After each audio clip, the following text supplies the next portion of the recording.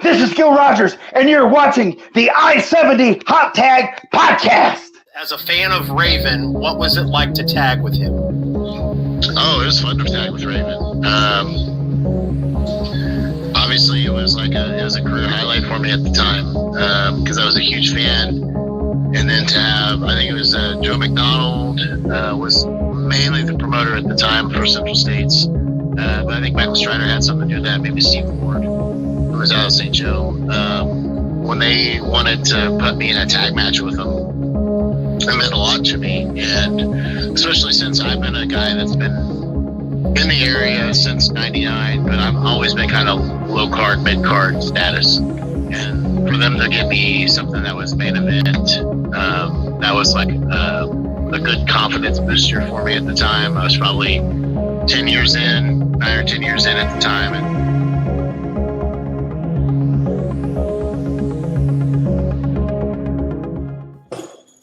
this is Burt Cameron, Dennis Mo Morals, and you're watching the I-70 Hot Tag. I thought you said it was iCarly. I think the defining moment was WrestleMania 25. I was 12, I think. This is when those WrestleManias were starting to get really, really long.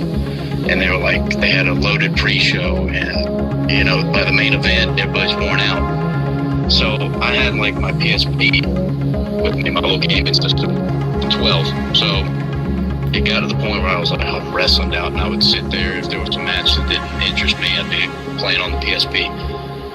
And I remember Shawn Michaels and Undertaker had, I was sitting there, I put the PSP down, and I watched every second of that match. And I was like, it clicked. I was like, hell with all that other stuff. This is what I want to do. I want to have that reaction one day.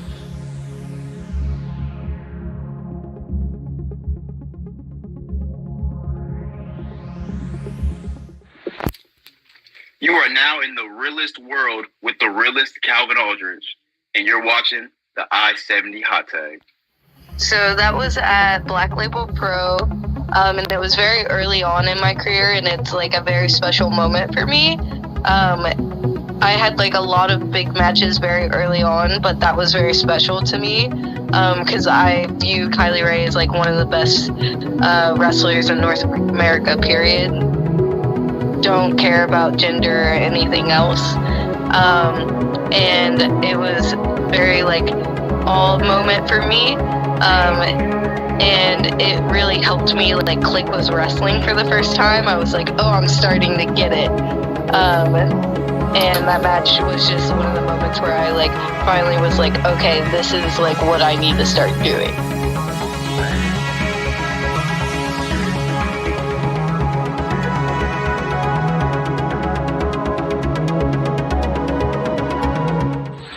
This is your Metro champion, Hard Luck Hal Rogers, and congratulations, you found the I-70 Hot Tag Podcast. The Kansas City fans are I love performing for Kansas City, man. It's an awesome fan base, and I just feel bad that there's not more wrestling from you guys, So that's what I want to bring to Texas. I mean, being out of Texas, it's oversaturated with wrestling. In the Dallas territory alone, man, you got about 7 or 8, companies running it consistently, So it's just Kansas City, it just needs to be built up more, man. And I think we're on our way to doing it.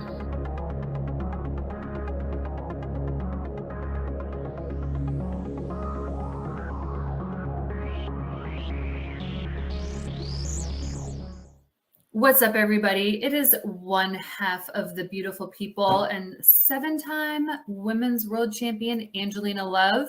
And aren't you lucky? You are watching the I-70 Hot Tag.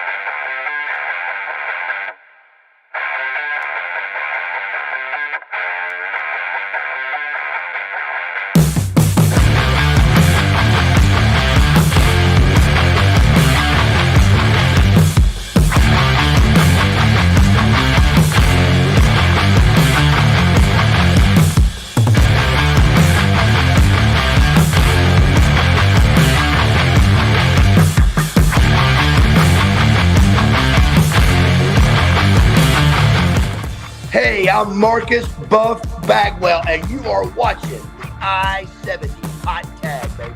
Check it out, and remember, no matter what, I'm Buff, and I'm still the stuff. Ha ha ha ha ha!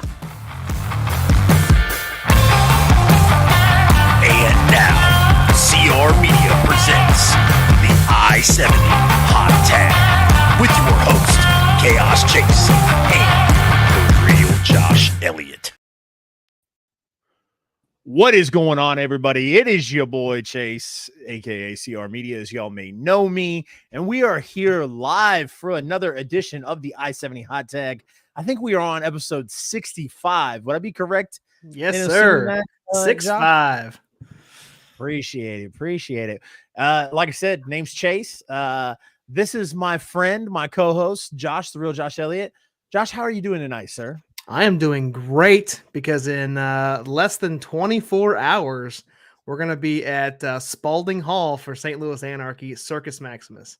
Extremely excited. My first Anarchy event. That is correct, sir. I am extremely excited as well. Probably about this time tomorrow night, we're going to be chanting Gary F and J, or Gary. Yep. Gary F and J. Yes, sir. I had a long day, man. This is a favorite part of my day. I did however get my Kansas City Royals City Connect jersey in. Nice. I call these the Fountain City jerseys, if you will. Not to be confused with any other, but the City Connect logo happens to be based off of that that Fountain City thing that we live in called Kansas City, the city of fountains. I like it. But brother, we're live, man. We're live on the I-70 Hot Tag Facebook page, the I-70 Hot Tag YouTube page. And Sunny Money in here tonight says Chase finally got the hair lined up. You're damn right. Dude was okay. All right. Sunny just got put in timeout. But we got a great show planned for you guys tonight, man. We're going to interview the Foreman Red James. And if you can somewhat bear through that, we've got a lot of cool shit for you after that interview as well.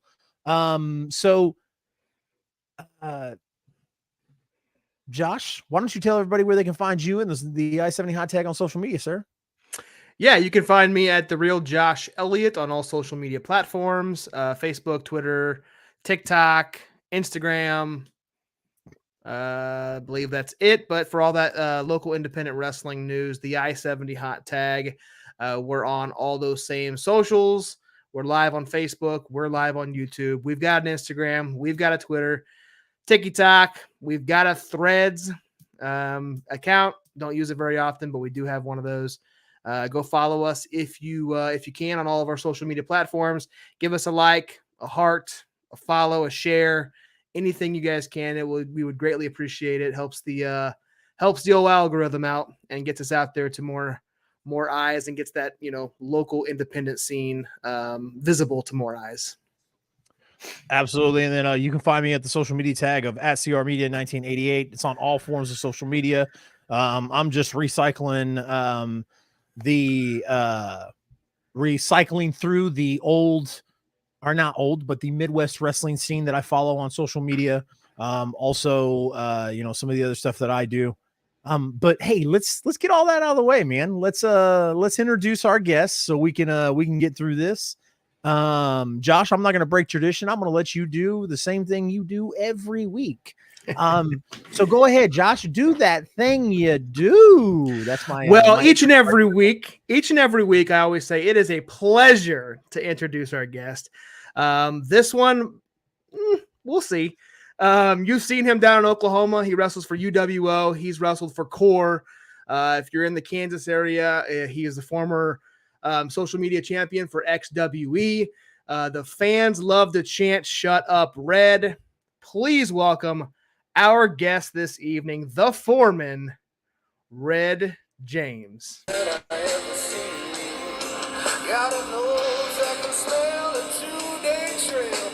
a four-legged talking machine. You can consider yourself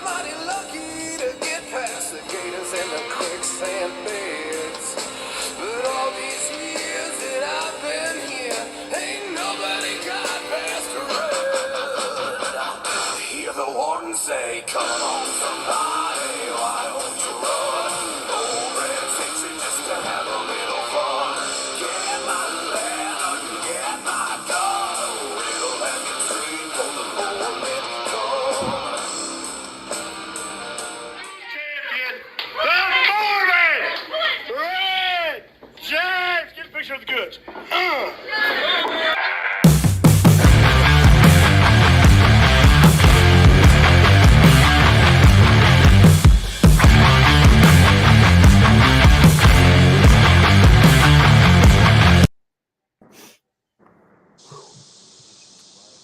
Well, look who it is. Yeah. Red James. How you doing, sir? I'm all right. How about you? I'm doing good, man. Doing good. That's a nice championship you got there. Yes, this is the Core 918 championship. I got it right there. Nice. Won it fair and square against Mr. Nasty. Are you sure about that? Yeah. Yeah. Are you sure about that? Yeah. Fair and square, baby. It's not cheating if you don't get caught. There you go. Getting the job done. Well, speaking of getting the job done, let's go ahead and get this interview done so we can move on to more important things, Red. And I'm going to start off this interview by the same question I do every interview with. And that is for you to tell us and our viewers, who is the Foreman Red James? It doesn't matter who I think I am because y'all already got a preconceived notion of who I am. And you said you want to move on with this interview. So let's get it on. Well, Red James, like I said, you wrestled for XWE. That's where we were introduced to you. But you've been wrestling, I know, for a few years. No. I've been wrestling When did you start? for 1 year. 1 year. 1 month. I started 1 year, 1 month. Yep. Last June. Well, not last June, the June before that, but yeah. So tell us how you entered into the business. Where did you train at, and kind of what got you into professional wrestling? Same thing as everybody else. I was a fan. Watched a lot of wrestling. Looked up wrestling school. Started going to wrestling school at Core Professional Wrestling, training with Skylar Slice and Nathan Estrada. Right now, I am at the brand new Texoma Wrestling Academy. I traveled 3 hours down here to learn wrestling from Fuego del Sol, Coyote, and Montego Seca. So I'm in Ardmore, Oklahoma. If anybody that lives in southern Oklahoma or wants to make the drive like I did. But yeah, I ended training early today, and I'm at training. Sweet. You're on the hood of my car. I'm sitting outside the wrestling academy. So Red, of course, we've got a few comments in the chat. You know, that's the best part about doing this show live is that we get to get some viewer interaction. As you know, because you've been a part of the live chat as well. Yeah. Can I cut? One of our Can I cut? If you want, yeah, absolutely. Okay. This is going to have to determine my responses to these. Okay. One comment we have says Red James has more losses than he does teeth. Eat my ass. Another comment we have says that if you put a bunch of Red James's family in one house, you'd have a full set of teeth. Eat my ass. And Sonny Money says, what makes Red James... Hold on. Sonny Money, eat my ass. He wanted to know what makes Red James stand out from everyone else. I honestly don't know, man. I'm amazed that I'm able to even get in the ring. I'm amazed that these people want me in their arena. So I really don't know. Like, I've only been doing this a year and a month. It's I like getting hit. I like seeing how far my body can go. I mean, I got everything going for me. I'm not good looking. I'm not athletic, and I'm old as shit. So it's just amazing that people will pay me what little money they do to get in the ring and try to entertain. So I'm so early on, and I just don't know. I don't know why people want to see me. I don't know why people. I don't get it. I don't. So that's it. I just know that people like to say things to me that are off color, and I come off color back at them. That's all. So that's all I know about wrestling. You real quick, you post a lot with a wrestler, Sam Stackhouse. Kind of talk to us about your relationship and how you met Sam. So, like I said, I was a fan. I was a fan of wrestling for a long time growing up, and me and another friend, we wanted to see what wrestling was in the area because at the time we didn't know about. Good evening, Coyote, head trainer, Texas Wrestling Academy. Montego Sika, head trainer, Wrestling Texas Wrestling Academy, Texoma. Anyway, I was a fan. We looked up pro wrestling, and we found this place called Body Progression Wrestling, ran by a Brandon Groom, and he's been on ROH and WWE, several other places.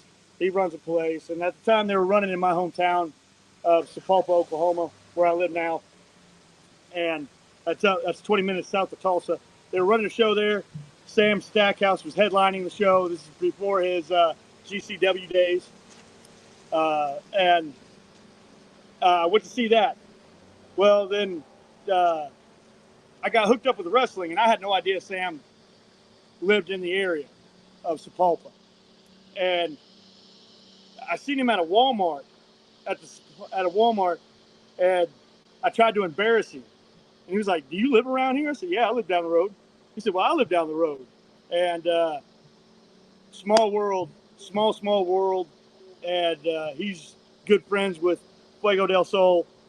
And he's one of the head trainers here at Texoma Pro Wrestling Academy. So one of my best friends is training me now. It's a small world. When I say best friend, I mean the guy's over every week. We go to the gym a lot together. I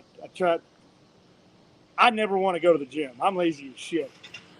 The actual physical gym, and he does. So he motivates me to get out of bed and go to the gym, and so we use each other to get where we're going.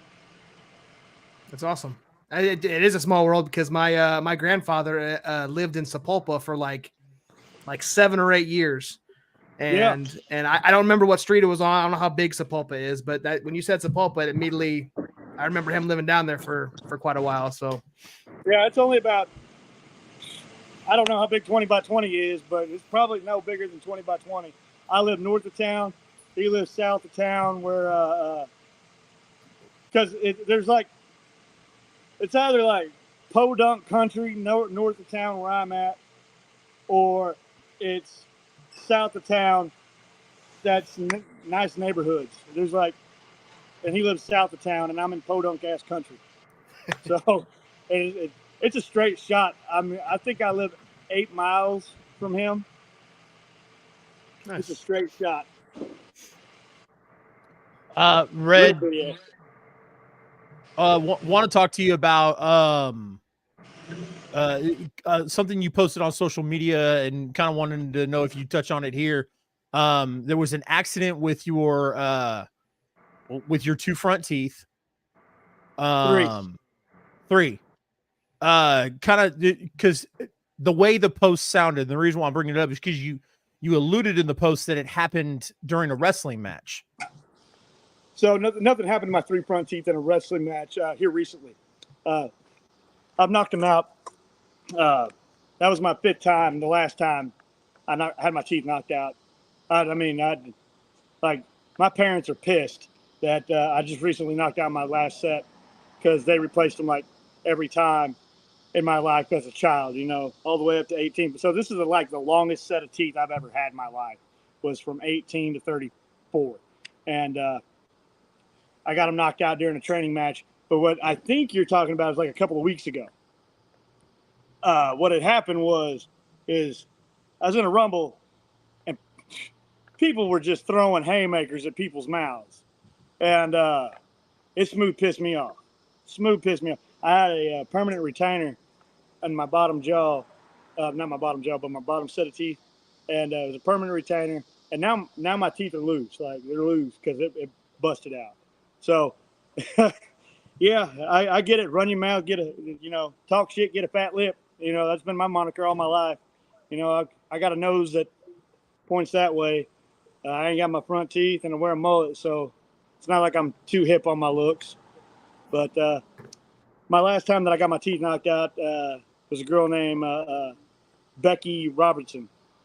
She was a wrestler. I don't know if she'll get back into wrestling, but she was a women's wrestler, obviously, for Unified Wrestling Oklahoma out of Oklahoma City. And we was down there for a training. I hit her too hard in the corner with a turnbuckle splash, and she turned around and gave me a receipt and knocked my teeth down my throat with a stone cold stomp in the corner, and it just went right down my throat. Damn. So, I mean, I wasn't mad about it. I'm still not mad about it. But that rumble that just happened, that was like the 5th time I got knocked in the face, and it pissed me smooth off that last time. And I just started kicking people. I mean, legit kick. Like, I'm not saying that nothing's like, you know where to kick to be safe, so we don't have to all end up in the hospital. But my nose was bleeding, my mouth was bleeding, my retainer got knocked out. I was pissed. So I just started bicycle kicking people.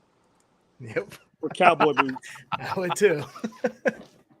Go ahead, Chase. I was just gonna say we're gonna catch up with some of these comments. Got the comments kind of going through tonight, but Margaret Tony Lee Mashburn wants to know, why is Red James afraid of Umbra? I'm not. I showed up to a show called Wrestle Against Hunger, and I was ready to wrestle him with a broken foot. That my left foot, my shin bone was cracked, and I was in a cast. I showed up to the show in a cast, ready to wrestle him, and he caught the flu, supposedly. So I'm not afraid of Umbra. Umbra, dude. No, I'm not afraid of Umbra.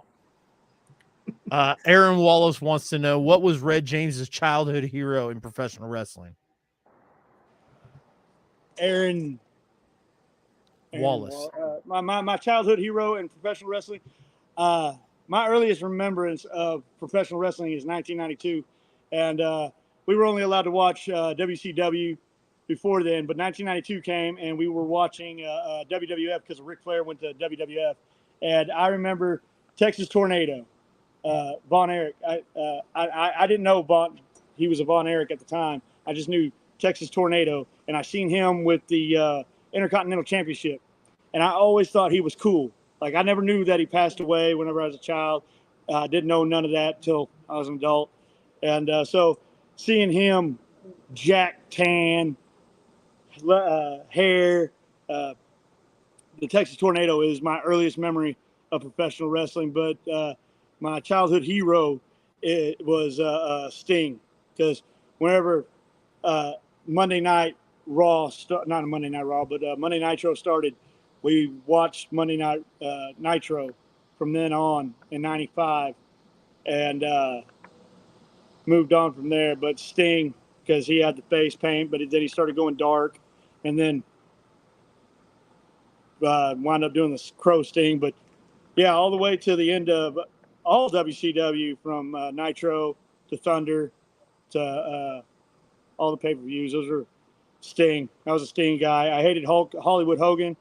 I thought he was already old by the time he hit, and so I didn't enjoy. I would turn off the television whenever Hollywood Hogan was talking. Like, I didn't like him. I thought he was too old then. So he only got older as I got older. Sonny Money says, when his kid has trouble sleeping, he turns on a Red James match and he falls right to sleep. Margaret Wilson says, who is your biggest rival? I wouldn't call him that big, because he only weighs 120 pounds. Probably Nancy Boy Kerrigan. That's all I got right now because he still got my title. Speaking of him still having my title, I want to bring Didn't he beat you for that title? He beat me. He beat me for the title, okay? But here's the thing. Right. He beat me for the title, and I'm guaranteed a rematch, right? So before the match that he beat me, I talked to Billy Simmons. I'm like, hey, Billy, I got my rematch, right? If I lose this. He goes, yeah, you got your rematch. Okay. Yeah, I'm good. They said, what's up? I was like, nothing. I'm good. Go out there. I tried to outsmart him. You know, he didn't hit me with the chair. Oh, shit, my chair just broke. And he didn't hit me with the chair, so he didn't get disqualified. He super kicked the shit out of me. It was over. He won the title. I get back to the back. I said, Billy, I want my rematch at the next show. He goes, okay, I can do that. I said, okay. At the end of that damn show, Billy gets in the ring and says, hey, I sold my portion of the company. I'm done. I'm going to open up my own company. I said, hey, what happened to my rematch? He goes, I don't know. So then I talked to Duncan Curtis. I'm like, hey, Duncan. He's the sole owner of XWE now. I'm like, hey, do I have my rematch? He's like, yeah, you got your rematch. Don't worry about it. I was like, okay, cool. I show up to the next show at Leavenworth Local Hotel. Guess what? Billy's booking the show, and Nancy Boy Kerrigan stretched his groin Tuesday before the Saturday show. I didn't get my rematch. And then, all right, HCW, Heartland Championship, huh? HCW?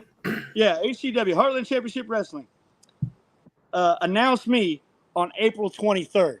They announced me on April 23rd. I was their second roster review, right? Because they had that picture of all the other guys, like that tag team.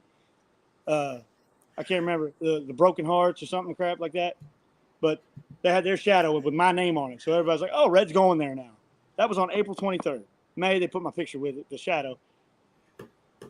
So I'm ready for the call for my, when am I going to the show? When am I going to the show? I'm not on the show. I didn't get my rematch. I'm not on their show. And guess what? I'm not on the XWE show either. So here I am talking about August 26th, XWE Gold Rush. Not there.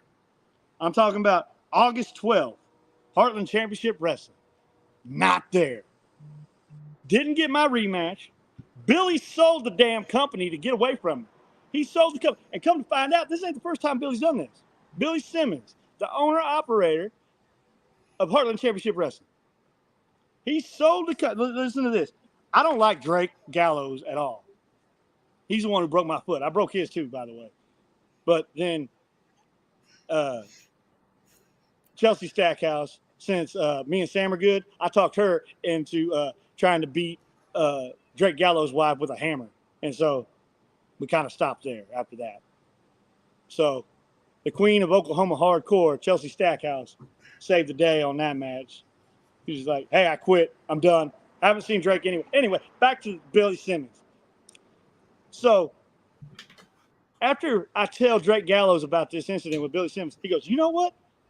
That SOB did that to me before too. I was like, yeah? He goes, yeah. He booked a tag team against Drake Gallows and I think Sam. I can't remember if not. They were the best friends at one time, so I'm assuming it's them. That they were going to face this tag team from Mexico. Team from Mexico beats them, takes the titles, back to Mexico. Billy never books them again. So somewhere in Mexico is a tag team with some titles of Billy's.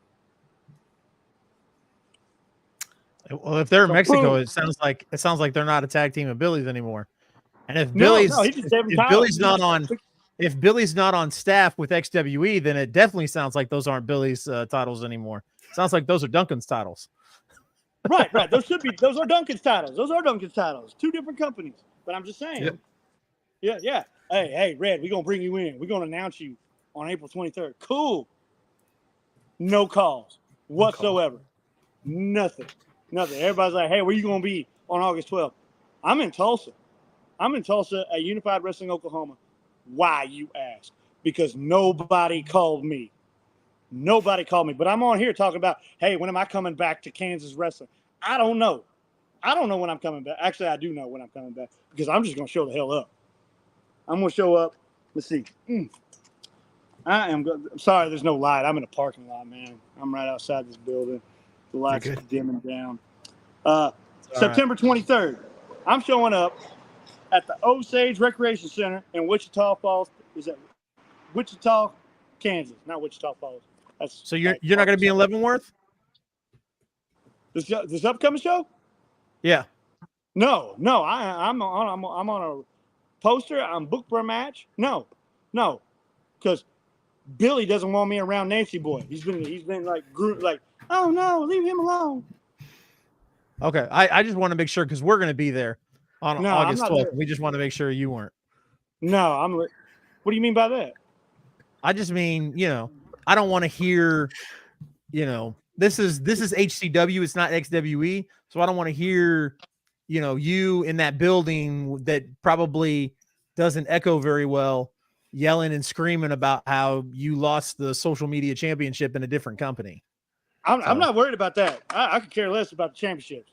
What I have a problem with is a dude sold a company to get away from me. He sold out to get away from me. That's what happened. I'm sure that's not the worst time that somebody's tried to get away from you. I've been married for 12 years, so I don't ain't nobody trying to get away from me. So, let's kind of shift gears a little bit. We talked about Kansas, but you brought up UWO a couple times. You wrestle in core. We kind of just cover Kansas and Missouri. We haven't really stretched too far south of that. Talk to us about UWO, core, and any other Oklahoma companies that we might need to be aware of. Core has two shows that run monthly. They have Encore, which is their developmental show for their trainees or other talent that don't necessarily have a storyline or whatever. But they have that in downtown Tulsa. And then they have their other show in Sand Springs with fabulous production, great ring, great setup. It's at a place called Hill Spring Church in Tulsa. Then UWO, Unified Wrestling Oklahoma, is in the Oklahoma City area. They do a quarterly show in Tulsa, but they are a traveling company. But they're never stationed in the same place like Core is. They're in Oklahoma City and quarterly in Tulsa. Empire is another good show. They're fixing have a show on August 4th that I'm going to be on that is showcasing EC3 of the NWA. He's going to be on there taking on Oklahoma's own Leo Fox, who is an NWA roster member also. I think he is. I could be. I know he was on NWA, so great wrestler, by the way. But there's Empire. They're a traveling company out of Oklahoma City area also. There's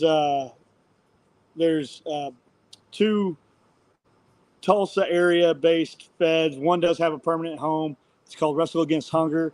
They fight hunger, like children hunger, adult hunger, dog hunger. They gather food to distribute to the hungry in the area, and I've donated with them. I've given them my time. I trained with them early on, but they're Wrestle Against Hunger. They're out of North Tulsa. There's Wrestling for a Cause. They're out of the Tulsa area. They're a traveling company also, but they don't travel too far out of Tulsa area. But they raise money for children with cancer to help pay their bills, help relieve the family of the burden of that. And that's Oklahoma. There's two other companies that are on native land. There's Majestic Championship Wrestling. It's a Native American company that's on Native American land. And there's Native American Wrestling, NAW, that I don't know too much about. I know that those two companies are out there also. That's Oklahoma Wrestling. And then more farther south, I go to Texoma Pro every month, every third Friday. I'm at Texoma Pro with the Guerrilla Militia.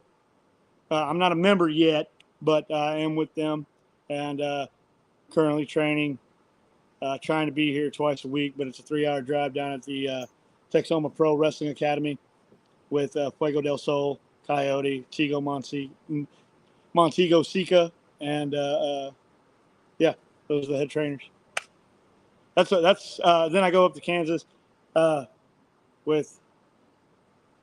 Well, I haven't wrestled since the companies have been dissolved and stuff. Not dissolved, but one sold out, one created another one. I'm not good with the words. Purchased one stake share, but there's XWE. I'm up there. I have wrestled in Missouri. I had plans to go to Missouri back in September. I just heard they got put off, but there was this place called Heart of the Ozark Wrestling Howl League. Yeah. They're not going to be running till January of next year now. There was another company, I can't remember the name, that dissolved. They heard that I was coming and they dissolved. To wrestle for them last summer. Then there was, I managed for Mid-States Wrestling, MSW, Jason Jones out of Springfield, Missouri, and Arkansas. I managed there twice, but that was it. And then there's you watched the match that I missed, but Jack Parker Jr. out of RWE, I don't even remember where that was at, and I was closer to Memphis than I was Arkansas at all. Like the whole town was trailer park, like the entire town, the police station, the fire station. It was all trailer houses. But I was there. I've been talking to more companies out of Arkansas. So, yeah. I actually just got off the phone with somebody in Tucson, Arizona. Arizona company. But I got to work out dates with going out west. But I want to work my way out west. Everybody's filling up going down south. So I want to go west where there's opportunity. But definitely I'll be back in Kansas. I'll be definitely back in Kansas with or without a match. Billy Simmons. I hope With or without a match, Billy. He's in here. Good. You know who else is in here is illustrious Ray Leon. My man Ray. All right, He's so here's a misconception about Ray. I like Ray because he's no bullshit. I love Ray because of that. You know who else I love that told me to tell y'all something? Violencia de Paz. No one cares about those guys. Nope. Yes, they do. I care about them. I traveled with them. I traveled with them all the way to North Carolina with them. That's awesome. And let me tell you, somebody wanted me dead that's in this chat group. Him and a woman wrestler that I traveled with wanted me dead. They took me up in the mountains and they tried to kill me, but Angel and Bruisador didn't let them. I will say that much. They even tried to leave me at a Waffle House. I'd leave you at a Waffle House too. You fit in just fine. Every single time I've gone into a Waffle House, I've always seen it's usually about 2 or 3 in the morning, and I always see about 4 or 5 Red James looking people, whether it's male or female.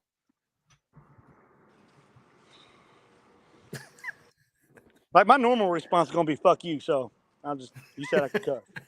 All right, I just Bruisador says he's good people. See, we don't believe that, but that's all right. I believe he is good people. Bruisador is good people. I appreciate that he's talking in the third person now. Well, he's not, and we're bringing good people with us to Heartland Championship Wrestling on August 12th. We're bringing Hoodie and Anaya the Howlets, and they're gonna job out those ACDC, FC, all crap, no fart. Yeah, all crap, all fart. Those guys. Yeah. Aren't those the same guys that Valenti Paz lost to? I don't know their record. I don't know. Yeah. They lost to ACFC, and that was before they lost to the two girls at the front counter at the Leavenworth local hotel. So why y'all paying attention that hard? They were paying attention to us that night. Yes, That's why they lost. Yes, absolutely. So. And plus we sponsored the event, so anytime I spend money, I'm always paying attention. So okay. I get that. So as we kind of wind this down, Red, if there's any other promoters other than Billy in here, tell us if we're putting on a show and we're looking to hire a referee. Do you have any good suggestions for a referee? You guys set me up.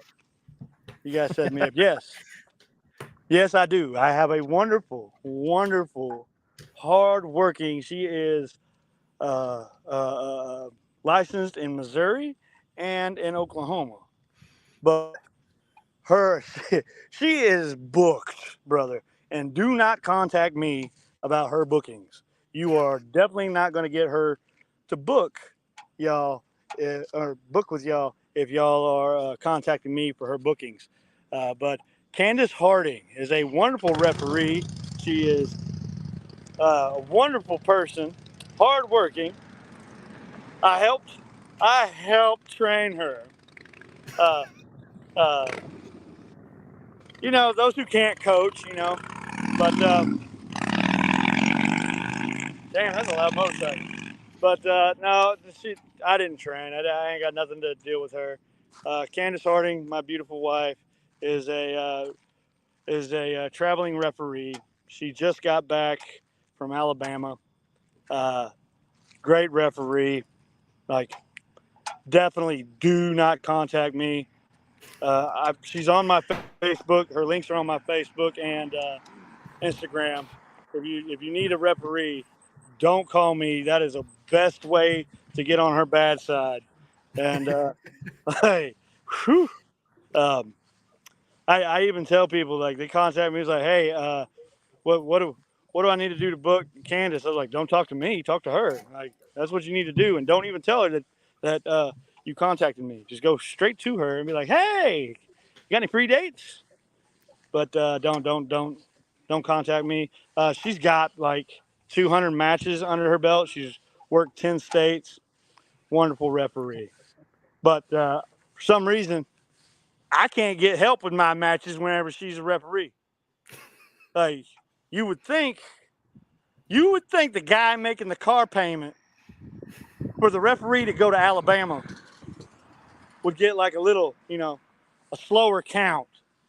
But no, in one of my matches, she was fast counting me, right? 1, 2, 3, 4. I said, settle down. She goes, get creative.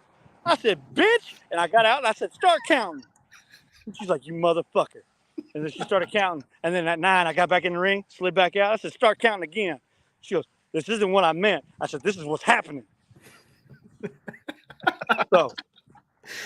That's great. You mentioned Missouri and Oklahoma, because she doesn't have to be licensed in Kansas, correct? Not that I'm aware. No, Okay. You don't have to be licensed in Texas, Kansas, and Arkansas. Yeah. There's no shady government agency taking money from you guys, dude. I'm dressed down right now because I just got out of training, and I went to go pick up my wrestling license at the place Oklahoma gets them, and this dude comes out looking like me, like worse than me actually. He had less teeth than I do, and he was wearing a badge that said Oklahoma Health Department, and I was like, damn, this dude looks like he stinks. And he's like, I need $35. I was like, I don't know you. He goes, oh, I'm from the Oklahoma Health Department for the Athletic Commission. I was like, damn. But yeah. No, we got. I'm not going to elaborate. I just give my money. I don't have the money to sue them yet, but I'm saving up. I do know that. I hear you. Well, I've been to a bunch of events, and every single time they come in, they're the only government agency that only accepts cash, and they don't even stay the whole show. They only watch half of it and then they leave. No, thanks to Stormy Renee and I think it was Merck, Graham Bell, who also wrestles in Missouri. But thanks to them two, they are required to stay the entire show now. And that was just a ruling starting this month that they are required to stay the entire match because we have a strict no women contact policy. And they left. They didn't even make it. Like, Merck threw her over the top rope. It's none of my business what happened. I wasn't in the match. It was a rumble, and that was it. That was it. And they threatened to suspend their licenses and all that. Well, they weren't there. Well, guess what? By my understanding, they weren't there. But guess what? Now they have to stay the entire time. That was given to me at my last show for Empire. See, one bad apple ruins the batch for all of us. They weren't bad apples. I know. Yeah, they're dumb. But anyway, Red, as we're like I said, as we're winding this thing down, why don't you go ahead and tell everybody where they can buy some Red James merch if you sell any. I can't imagine anybody wanting to buy Red James merch, but if you sell any, why don't you tell us where we can find it? You can DM me. My wife sells Shut Up Red shirts. Candace Harding sells Shut Up Red shirts. So she makes them and sells them and forces me to sell them also. But she's got T-shirts, stickers, also stickers. If you need some stickers made up, contact Sam Stackhouse. He runs the gimmick table. He makes wonderful stickers, all shapes and sizes, custom for your gimmick table. But anyways, my wonderful wife, she makes Shut Up Red and forces me to sell the stuff. So you can DM her about Shut Up Red merchandise. Also, I also have Guerrilla Militia merchandise available if you would like some Texoma Pro exclusive Guerrilla Militia t-shirts. You can go to ProWrestlingTees.com and look up Joshua Red James on Pro Wrestling Tees. I have 2 t-shirts there. One's from a gimmick that I never, or a character that I wanted to do, but nobody wanted to pay me to be a character. They just wanted me to be me. So I just show up now. But there's a shirt that says Retro Red. I even went as far as cutting my hair into a mullet and piercing my ears. And nobody wants to see Retro Red. They just want red. So here I am. But I also have the links posted for all the other Guerrilla Militia members. I'm just walking down the street in Ardmore, Oklahoma. I'm trying to find lights here. And by the way, like, this place is in bumfuck nowhere. Like, nowhere. Like, you spit and you're in the Red River. Like, I traveled for this. I traveled 3 hours to get my ass kicked by Fuego del Sol, by my best friend's best friend. And oh, by the way, so I had a bone to pick as soon as he showed up, right? And oh, by the way, Fuego del Sol does not look anything like he does with a mask on, okay? Like, he was telling me a story about how Cody Rhodes, he got his inspiration to bleach his hair from how blonde he really is. Fuego del Sol has a hair, like blonde hair out the wazoo. He is just really tanned. Small little white dude. And like, you remember Tropic Thunder? When Robert Downey Jr. takes out the contacts? Yeah. Yeah, that's it. That's Fuego And del he's Sol. that blonde Australian dude underneath his his skin. Yeah, that's Fuego del Sol. He's Robert Downey Jr. in Tropic Thunder. But that is Matt. That's it.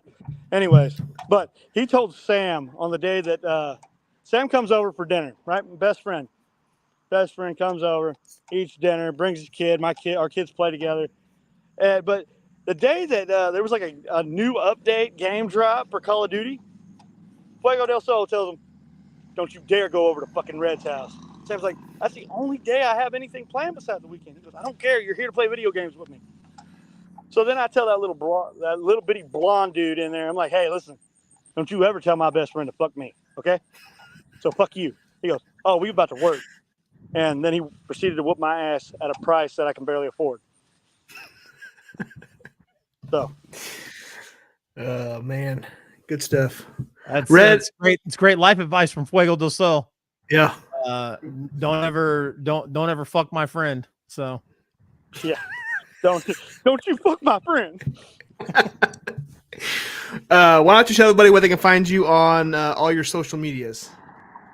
You can go to Instagram, Joshua Red James, or Josh Red James on Instagram, the Foreman Red James page.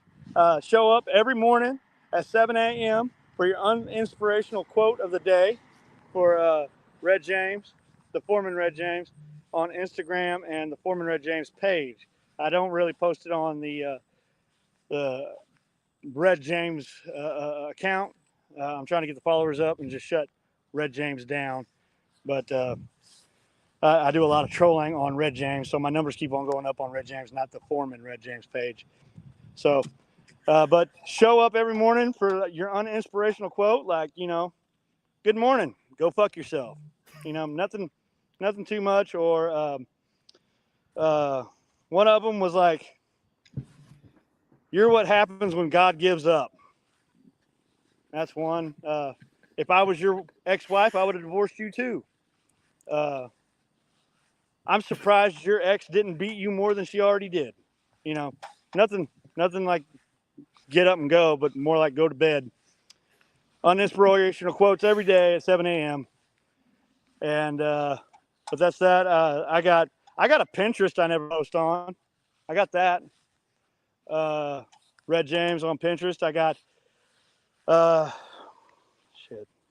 You got a TikTok, I know that. I got a TikTok I hardly post on. I post it on it whenever I get really bored. Like I was eating lunch one day, and there was a Mortal Kombat. There's a big ass. Look at the dick on that buffalo. That's what we're doing the rest of this interview. Right here.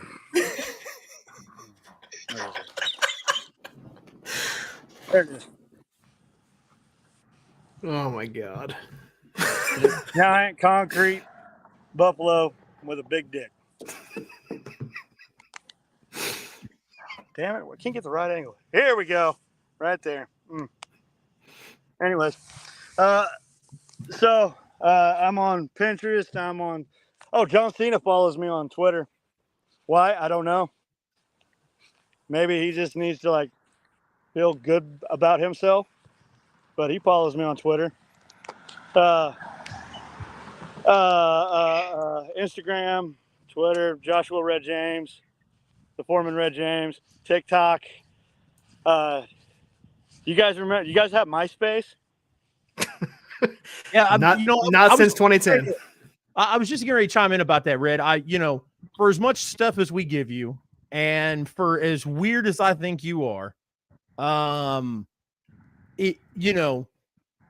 you may not be a better wrestler than Chance Kerrigan, because Chance proved that when he beat you. But I beat his ass too. I beat him too. Nobody read the damn rule book. Nobody read the rule book. That was a non-disqualification match. But for some reason, nobody else read the rule book except for me. It was like, hey, this is no DQ for the fatal four-way. They even hit a dude in the head with a chair. I can't even remember who got hit in the head with a chair, but somebody did. I was in there with Frankenfreak.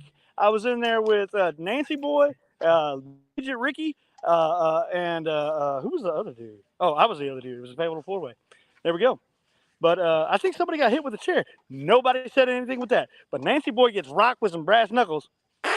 You're a cheater. No, your wife's a cheater. I read the rule book. Anyways, go ahead.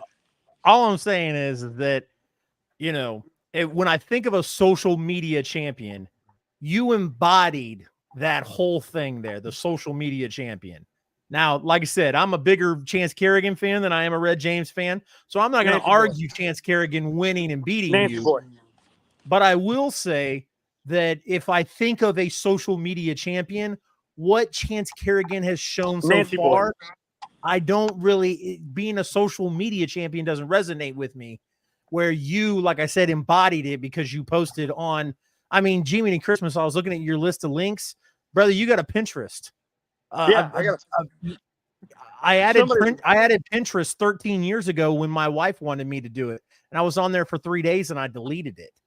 Yeah, and I never here use you it. are in 2023 still carrying a Pinterest for Red James. I'm impressed. I love it. Oh, I also have a LinkedIn account, or what? Not a LinkedIn. What's that one for job interviews? Yeah, that's LinkedIn. Is it? Okay. Yeah, I got a LinkedIn account. Yeah, I got all that, man. I got everything. What you need, man? I got cheeseburgers. I'm trying to grab my notes so I can get back to the light, man. Sorry. No, you're good. Stay in the dark, man. My whole demeanor wants to say "f you," and like whenever stay in the dark, "f you." Like okay, thank you. Anyway. One of our viewers who books a wrestling promotion on the East Coast, he said he wants you on his shows, and he wants to know what's higher, your IQ or your blood alcohol content. I haven't drank alcohol in 8 years. I haven't touched opioids in 8 years. I don't go around preaching it. I am clean and sober. I don't smoke marijuana. Don't smoke crack. Don't do drugs. Here's the things I don't do. I don't drink. I don't do drugs, and I don't go to church. So that's it. That's awesome, man. So man, my that's IQ. awesome. Well, Red. By the way, I wanted to point out that you guys said it was awesome that I don't go to church. Told you, my IQ. Well, more toward your non-drinking and no drugs, but nonetheless, yeah. You're in the light now, so stay there. This at the end of every interview, we always like to put you center screen, have you turn up the gimmick a little bit, and say, "This is the Foreman Red James, and you're watching the I-70 hot tag." I don't know if I can get that loud around here. It's like you're good. That's good enough. That's good enough. So yeah. So once you get the full screen, you can go ahead and start. Let me get down here by the buffalo dick.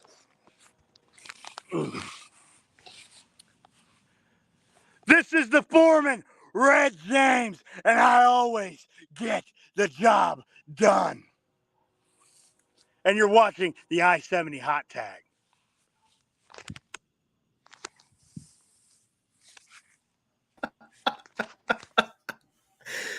All right, sir. Well, we appreciate you. Do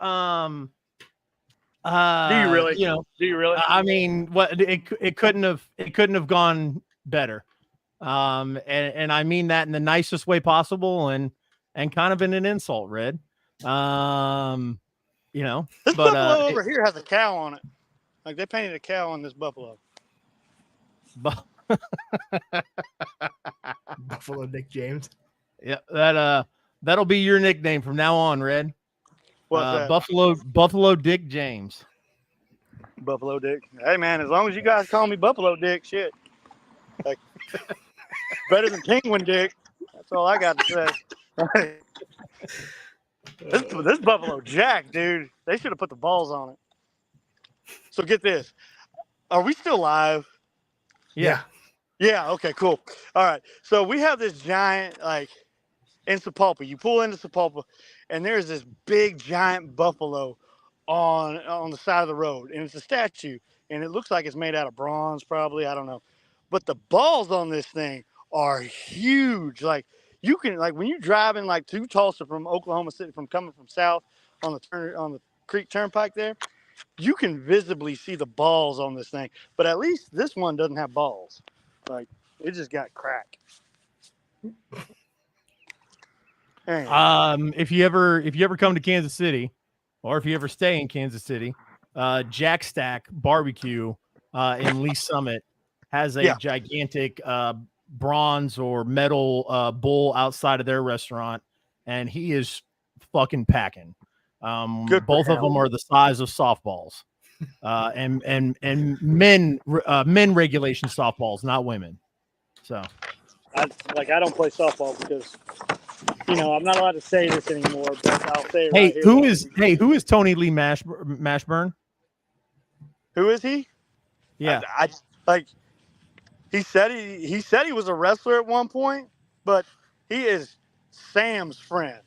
Like, I'm not even claiming that dude. Like, he is Sam's friend. Okay. Like, legit. That's who Tony Lee Mashburn is. He shows up sometimes he don't. He says he was a wrestler. I don't know. Like, he's tall as shit. Like, dude should have played basketball. Like, when you talk about, like, messing up your life because you didn't do something, like, he probably 6'11", 6'13", something like that. But he tall as shit. Yeah, he does. He said KC Barbecue is trash, so I've got about 4 people in the chat wanting us to ban him. Dude, so listen to this. We travel all the way to North Carolina, right? And we let Tommy Too Good look up barbecue restaurants in North Carolina. We have missed all these awesome sounding barbecue joints, right? And we wind up at this, I legit go in there and I'm standing next to Billy Simmons. I said, I'm just going to ask them, what's the best thing on the menu? And the cook comes in the front. I said, hey, you the cook? He goes, yeah. I said, what's the best thing on the menu here? It clearly says barbecue on it. And we're in North Carolina. And he goes, the grilled cheese. I look at Tommy. I said, man, you fucked us. You fucked us. But, yeah. That was back when me and Billy were good. But then he sold the company, and I'm like, I'm not booking you this show. Sorry, kid. I'm older than you, Billy. Why are you calling me kid? Anyway. Red, go ahead. Anyway, go ahead. I was going to say that kind of wraps up everything here. We appreciate you, like I said, taking your time to do this.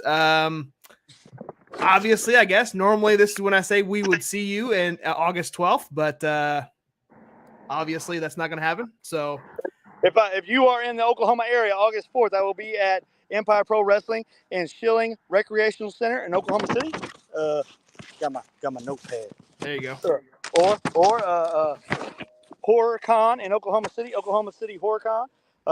Buzzsaw Championship Wrestling at Remington Place in Oklahoma City. That's August 5th and 6th. August 11th, I'll be at Majestic Championship Wrestling in Wetumpka, Oklahoma. August 12th, I will be at the August 12th. This is it. I will be in Tulsa fighting another old man. Every time I wrestle at UWO in Tulsa, the opponents have to make an age limit for some damn reason with the booker of 55 and older. There hasn't been like a normal age opponent for me. Like, you want to talk about a snooze fest. Like, everybody I faced in Tulsa, Oklahoma for UWO, United, but it's geriatric patients, man. They find them at a nursing home. I don't even we got a couple here in Missouri that do that. So yeah, like I get booked against these dudes, and it's like how did you pass your athletic commission? Anyways, but I'll be there on August 12th. At Admiral Place, Tulsa, Oklahoma. August 18th, I will be defending my my 918 championship, and I just learned that the Missouri is 816, right? Yep. It's 816 area code, so I can just flip it over and be the champ there too. But then there is August 19th, Unified Wrestling Oklahoma Margarita and Taco Festival in Enid, Oklahoma. August 20th, Encore in Tulsa, Oklahoma. August 26th is UWO American Legion, Crescent, Oklahoma. That's where everything is. Where I'll be at. That is my August heat tour. I didn't get booked in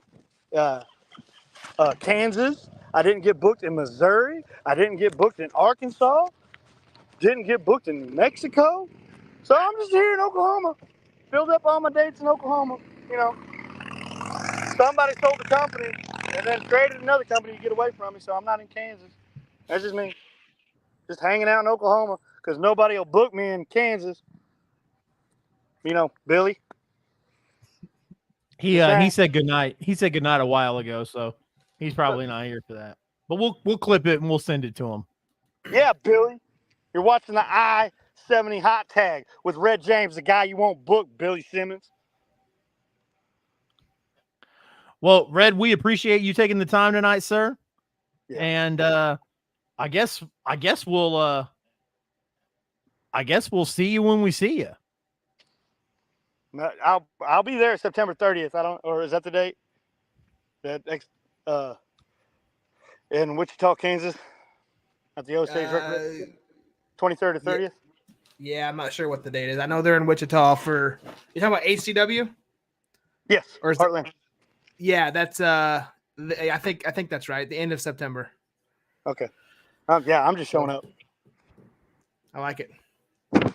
Hey, by the way, the best people in Kansas are Ray Leon, the illustrious Ray Leon, and Violencia de Paz. I can get on board with that first one, but the second two, not so much. What do you have against them? Everything. Everything. Yeah. Instead of worrying about winning their matches, like they lost to ACFC, they lost to the two girls at the Leavenworth local hotel. Those two girls put together didn't even equal Bruisador's weight. So instead of worrying about winning their matches, they're worried about picking on a couple of old fat guys that do a podcast. Yep. Don't be by the ring. That's all I got to say. Like I don't call our sponsorship table in the corner of the gymnasium by the ring. Gymnasium by the ring. You might need to get your glasses checked out, buddy. I don't have to. What's the point of reading? I'm waiting for the movie to come out. Barbie was kick ass. All right.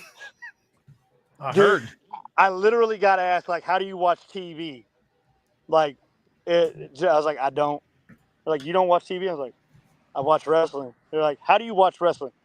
I was like, I'm usually standing up. They're like, what the fuck is wrong with you? I was like, nothing. But that literally just came, like, Coyote just asked me that. He's like, show me how you lay down on the couch. And I just sat down. He was like, are you an alien? I was like, I don't know.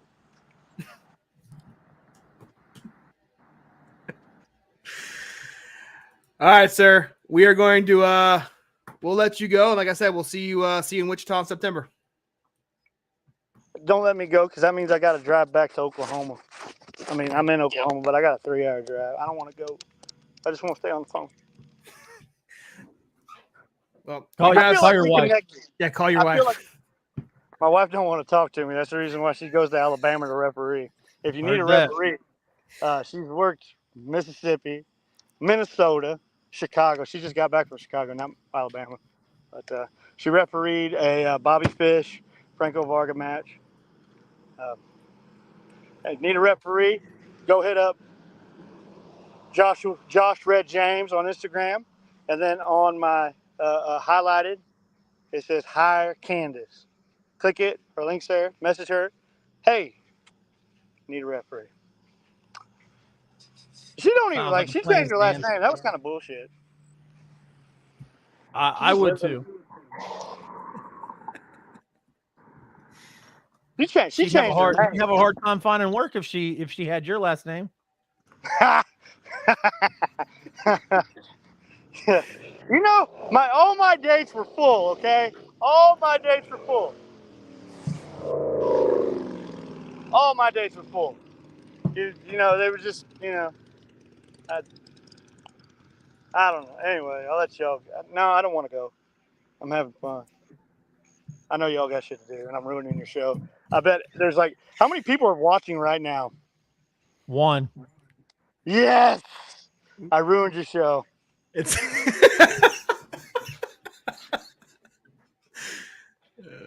I ruined your show. It's a lot more. It's a lot more than one.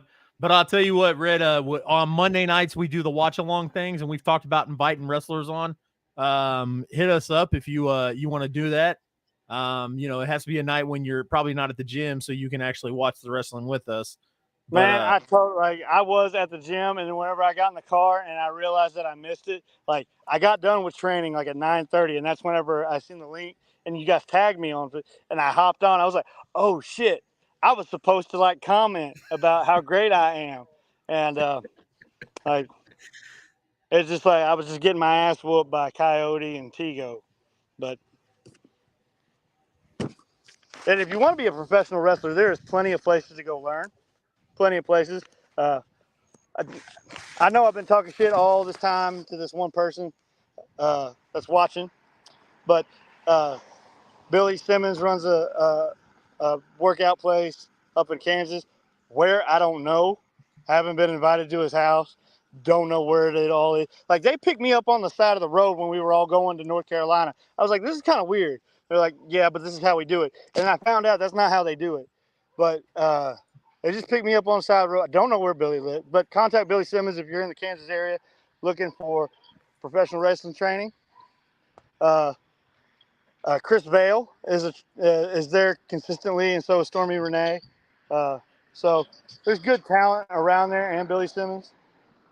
If you're looking for, I don't know anybody in Missouri anymore running. I would recommend Niles Plonquet if he still had a wrestling school, but he doesn't. And dude, I don't know if y'all follow Niles Plonquet, but he also has a winery, and he does food.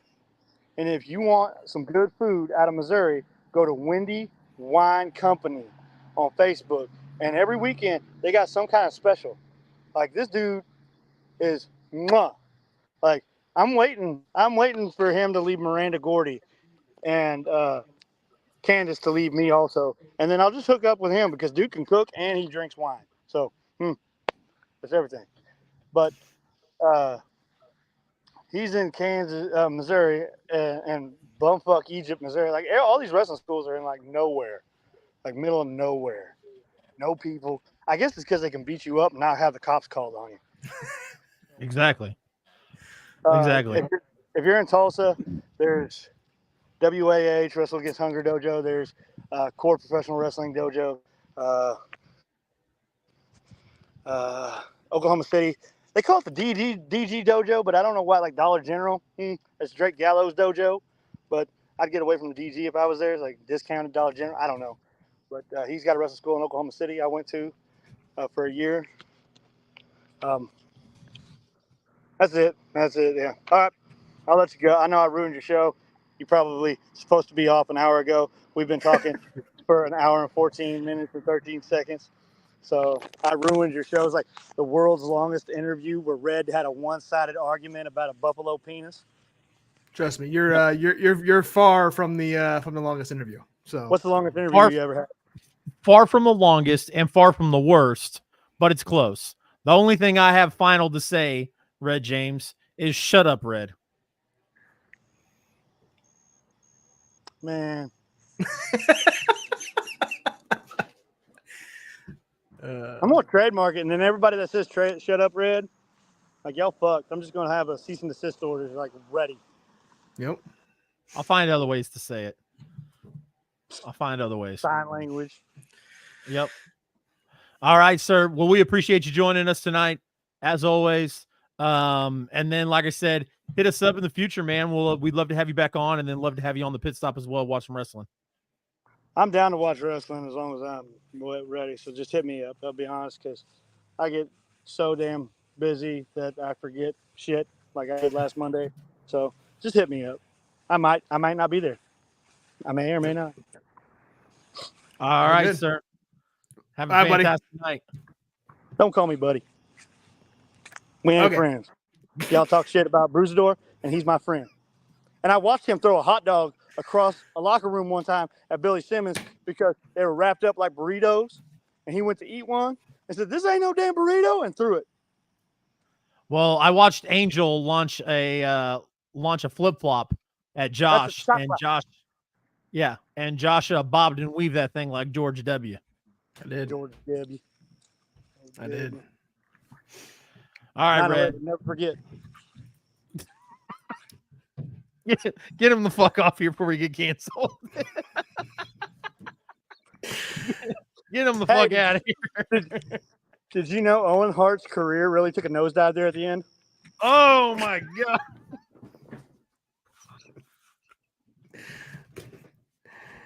And he's gone. Take us a break. Take us a break. We will we will see you guys in 5.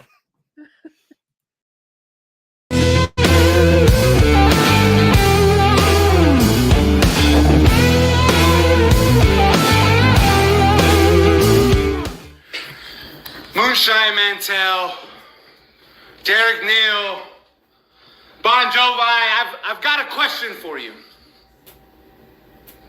Do you like violence? Because it seems to me like you like violence.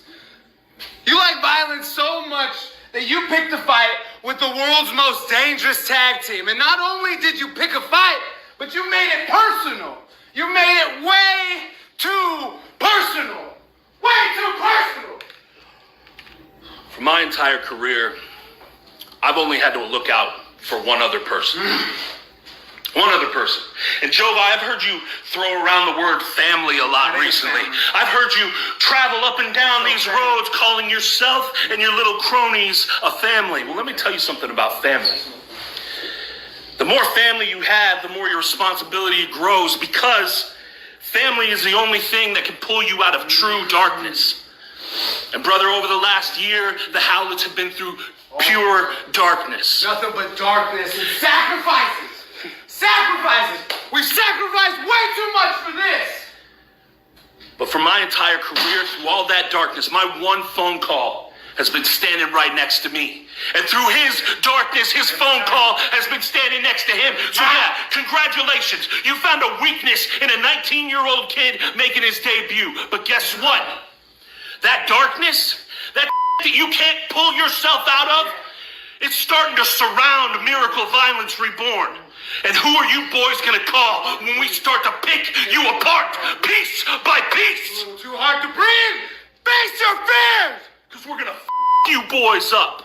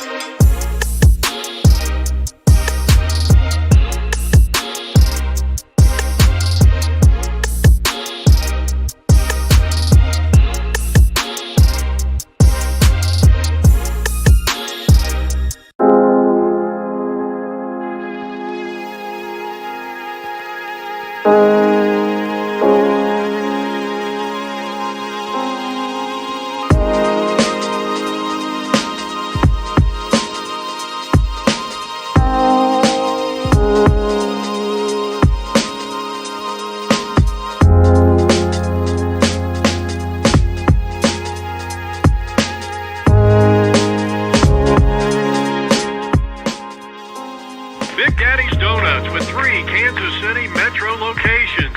You can't buy happiness, but you can buy donuts, and that's kind of the same thing. I can't wait to sink my teeth into one. Big Daddy's Eat Old Donuts.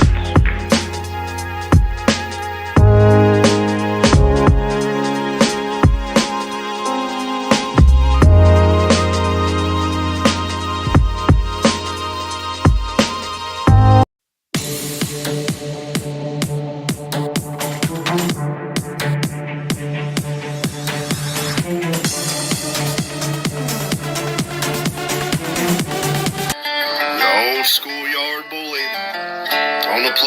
wants to take his spot back. Because the new kid that moved in has been running things for quite a little while now. Now, Jeremy White, I know that you have not got your due for your rematch, but it's finally coming. In just a few days, July 28th, Circus Maximus, the longest reigning GHC champion, even the longest reigning champion of the modern independent wrestling era or some shit like that, is going to face the most dominant GHC champion in St. Louis Anarchy history. Now, you have been a great champion during your run, Mr. White, sir. You have faced the cream of the crop when it comes to competitors. But the difference lies in the fact that you've never really fought a man quite like me before in between them ropes. And the closest person that you have ever fought of my caliber and what I can bring is Gary J. And well, we all know how that worked out, right? And we just want to peel it back. Let's rewind the tape just a year ago. Circus Maximus 2022. I beat Gary J in record time to become GHC champion. What makes you think for 1 second that I can't do that to you? The Anarchy atmosphere has no more options. No more options. I have beaten the stars they hold dear. I have beaten their pillars, and I have beaten the foundation and shaken it to its core. Jeremy White, you are their last hope. See you on the 28th, Bubba.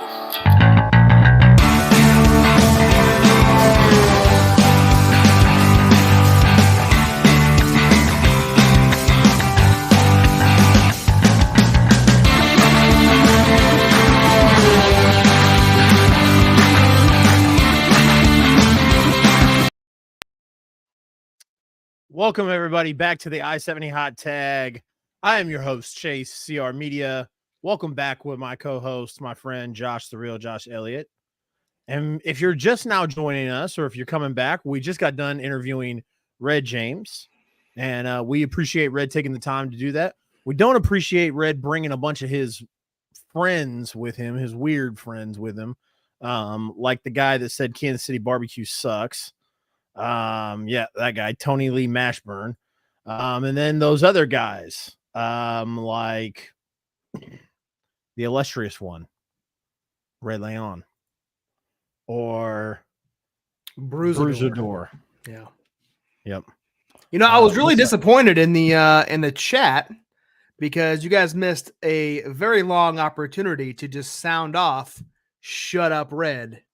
Shut up, Red. Hey, there he is. Yeah. Shut up, Red. Speaking of Red James, right back in the chat. There Hopefully he's got a little stand in his car as he makes his 3-hour drive back to Oklahoma. Yep. There you go. There it is. See? There it is. Shut up, Red. I like it. Well, now we move on. We appreciate everybody joining us for that. But now you guys know this is part of the show where we talk about Kansas and Missouri independent wrestling. And one of the things that we want to talk about, there was a promo from the Howletts for CSW, their match against Miracle Violence Reborn, the Nicholas Mayo Memorial match. And the Howletts did a promo for that. So man, like there's so much personal animosity in this match. Number one, it just tugs on the heartstrings and kind of just resonates with you because, it's the Nicholas Mayo Memorial match. And then we have Miracle Violence Reborn attacking Adam, Coach Froz's son. Coach Froz mentioned that, didn't he mention during the promo with Roscoe that hoodie was Adam's godfather? So I mean there's a lot of there's a lot of personal animosity here. And the world's most dangerous tag team is going to get real violent. I don't know if you guys follow CSW on social media. If you don't, you probably should. Kind of given. But you know, when CSW posted that promo, something that resonated with me was at the beginning of the promo, Anaya goes, "Do you like violence?" So I did that comment. I was like, "Hey, Greg Jovad, do you like violence?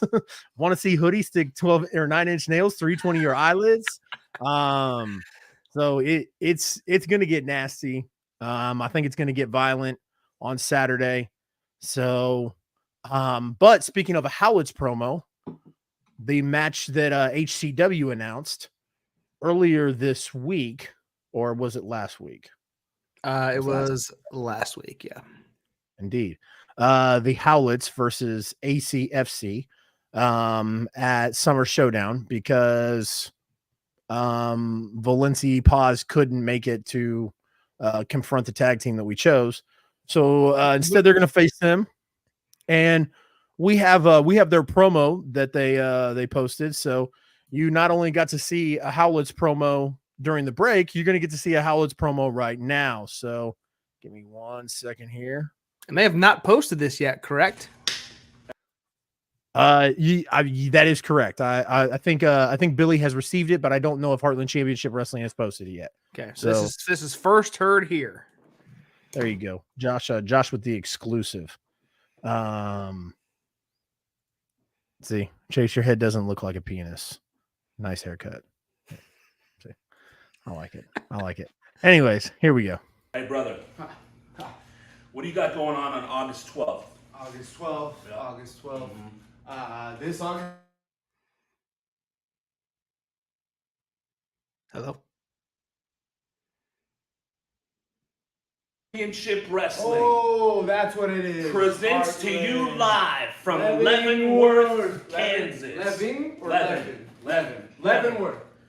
Right down the road. Woo! Not far from here at all. And see, because it's not far from here at all, that means that That's weird. are in Howlett territory. Yeah. Howlett territory is a dangerous place to be, especially if you're our opponents. Oh. Speaking of our opponents, Austin Reddick.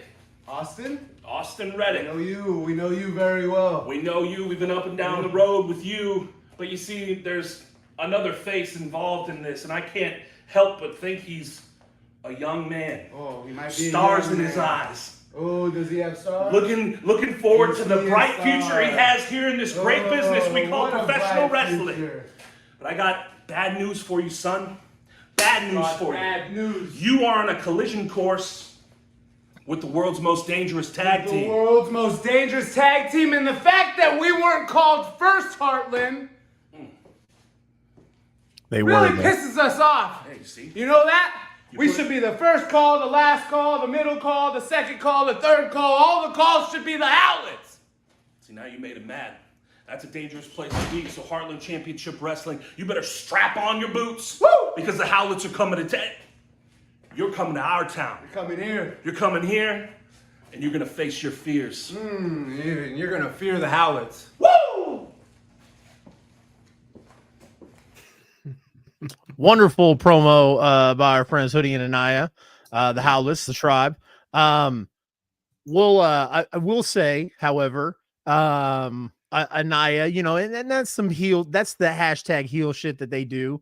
No matter how much you love the Howletts, they still got that hashtag heel shit built into their persona.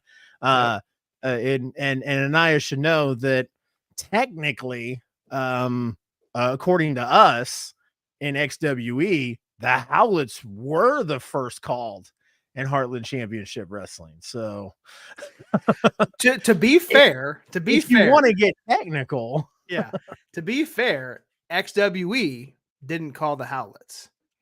Heartland Championship Wrestling didn't call the Howletts. The I-70 Hot Tag called the Howletts. True. So Good call. I get why Anaya's upset. So yes, agreed. But again, guys, of course we're on that we're on that crash course, man. It's August 12th. It's going to be in Leavenworth, Kansas at the Leavenworth local hotel. It's a super fun venue. You've heard us talk about it a few times. It's in a school gymnasium. So, I mean, like there's, it's old school. Still got that, old school independent wrestling feel to it. Yep. But if you get an opportunity, look around the hotel. The hotel used to be a school. Like I mentioned last week, there's still chalkboards in some of the rooms that you can stay in. It's a very great venue. So if you're interested in making the hour drive from Kansas City to Leavenworth, let us know. We can tell you where to go buy tickets. If you're looking to car ride with somebody, let us know. We could probably find you somebody. Like I said, we want to go show Heartland Championship Wrestling. They're a new promotion in Kansas, mainly out of the Wichita, Hutchinson, Leavenworth area, that general area there. So, like I said, want to show them as much love as possible. And so ACFC, I'm going to put on a great match with the Howlets. Very excited. Can't wait.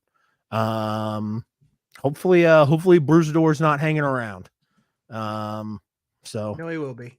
I know. No, I'm counting on it, my friend. I'm counting on it. Speaking of covering events, gosh, man, we've been real busy these past couple of months, covering events. I got to go to KCXW, and we talked about that a little on Monday, this past weekend, on the pit stop, and it was a very entertaining event. Their Extreme Liberty event, they had a lot of great matches there.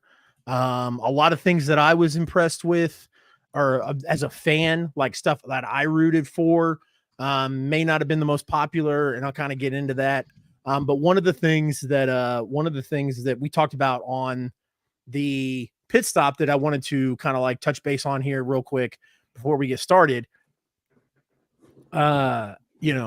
Josh was at his sister's wedding, and there was a few of the wrestlers that were like, hey, tell Josh to record the Raheem De La Suede Corn Boy match. And I was like, what are you talking about? And they were like, the Corn Boy Raheem De La Suede match at Trailblazer. Tell Josh to record it for us. And I was like, Josh is at his sister's wedding. Like, he's in Warrensburg. And they're like, no, we know you guys go to events, and we know you guys travel. We know Josh is at Trailblazer. It's fine. And I was like, no, I was just joking. Like, Josh doesn't really hate you guys. He would rather be here. But I mean, he has his sister's wedding, and they're like, stop, like FaceTime him right now. Prove it. So I pull out my phone and I FaceTime Josh on Messenger, and I'm like, he's not going to answer. And sure enough, this dude answers the phone in the middle of his sister's wedding to jump on and say, what's up to everybody. And they were giving him stuff while we were live on FaceTime. And they were like, oh, that's I see Corn Boy there in the background. And Josh is outside in the middle of Warrensburg. And they're like, oh, that looks like Raheem De La Suede in the background. And then when Josh hangs up, they looked at me and they started laughing. They were like, all right, I guess he really is at a wedding. I was like, yeah. So lots of fun when I can go see that KCXW core crew. Those kids are always a lot of fun to be around. Jordan says, this is my favorite show right now. Love hopping on after a long day and vibing with the boys. Oh man. Absolutely. We appreciate that, sir. But KCXW Extreme Liberty, like I said, super fun event. And we got a hell of a show. It started off with a 6-person tag team match, and that was it was won by Shylin. So like I said, a lot of fun there. And yep, Shooter Shylin. And then we started off with Blair Dior versus Clay Huna for the Season of Excellence champion, or the Season of Excellence champion, Clay Huna taking on Blair Dior. Now, I was not aware of the rules of the match. Who was? I'm sorry. I said, who was?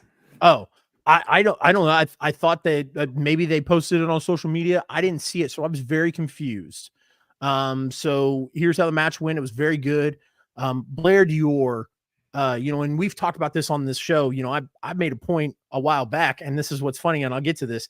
I made a point that, give Calvin Aldridge, who was the KCXW champion at the time, he had just won the title in that triple threat match. And I said, give him and Blair Dior some time, and they'll be main eventing in KCXW in no time, preferably against each other, because I'd love to see the match. And I said that back then. So fast forward to now, and knowing that to be in this business, you have to know that you have something. If you don't have confidence in yourself, if you don't have, at least the wherewithal in yourself to say, like, hey, I may not be good right now, but I can be good, possibly even great, because I think I am great, then, it's not going to happen.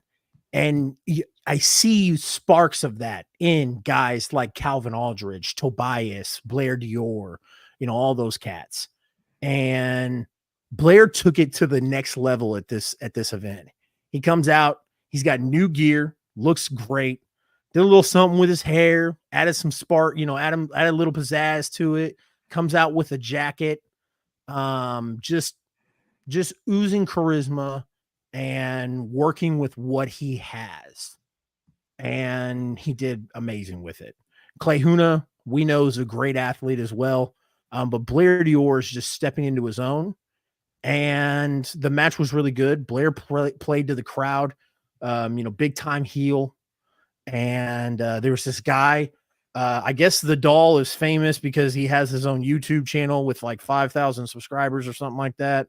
Maybe he said 5,000, maybe he said 3,000. I don't know, but it's more than I do. So, and it's this mannequin that holds a toilet seat that has a shit stain on it that says "You are the shits."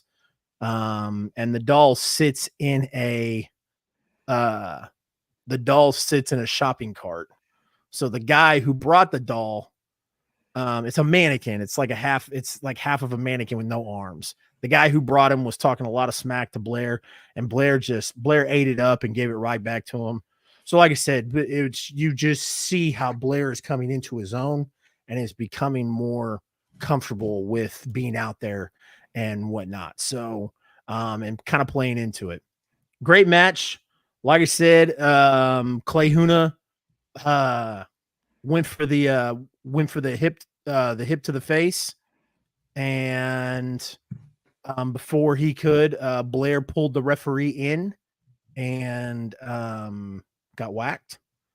And as the referee was down, you saw from behind the stage area, sneaking through the crowd, Calvin Aldridge, who leaped into the ring and attacked Clay Huna and gave Blair Dior the opportunity to make the pin. And Blair Dior wins. The bell rings, and Blair stands up. And I'm hyped. The crowd's booing, but I'm hyped because Blair's my guy, right? And I'm like, Blair just won the Season of Excellence Championship. Like, this is the real deal right here. I can't believe this just happened. And then like Blair goes to grab his belt from the referee, and the referee's like, no, you're not getting it. And I'm like, what is this idiot doing? Like, he just won. Like, I was like, is he trying to like say that he saw Calvin, so he's disqualifying him? And I was like, what is going on? And then they go back, and there's like still confusion. And then from the backstage, somebody gets on the microphone and announces Blair Dior is the winner of the match. They didn't announce them as the Season of Excellence champion. And so I got excited because I was like, Blair won. That means he's the Season of Excellence champion. Yep. And I remember them mentioning it before the match, but I don't remember seeing on social media or anything. And like I said, that could be my downfall. I have no idea. But the match was a lose it or leave it match. And I guess the lose it or leave it was for Blair, not Clay Huna, because obviously Clay Huna couldn't lose it in this case. So Blair won the match. So Clay Huna had to leave the Season of Excellence Championship in the middle of the ring. And that means that they will crown a new champion in the Season of Excellence tournament, the annual Season of Excellence tournament. So, yep. The local night fights. Yep. So, hang on. There we go. Anyway, try to get him off, but he doesn't matter to me. I'm always the asshole in this match. So, anyways, so I was very, like I said, I was confused, but Blair during intermission, he came out and I was talking to him and he explained to me the rules. So it's different, understandable. I just, I think that maybe they should have kind of explained it or something. Like I said, I was very confused. But like I said, it's a different concept and I don't hate it. But it was just, like I said, just at that moment, I was just kind of like, what is going on? So,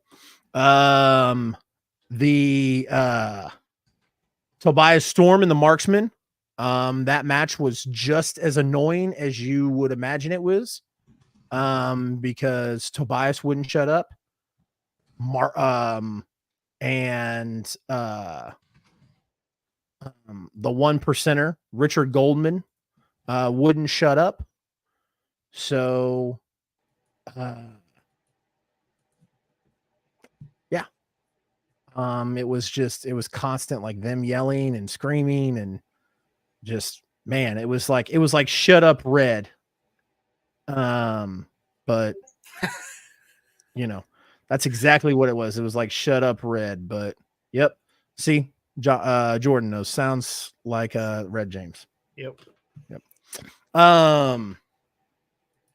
And Tobias wound up picking up the win. That is because Richard Goldman held down Marksman's leg when Tobias went for a pin. So the next match, our guest last week, Hard Luck Hal Rogers, took on Old Glory. And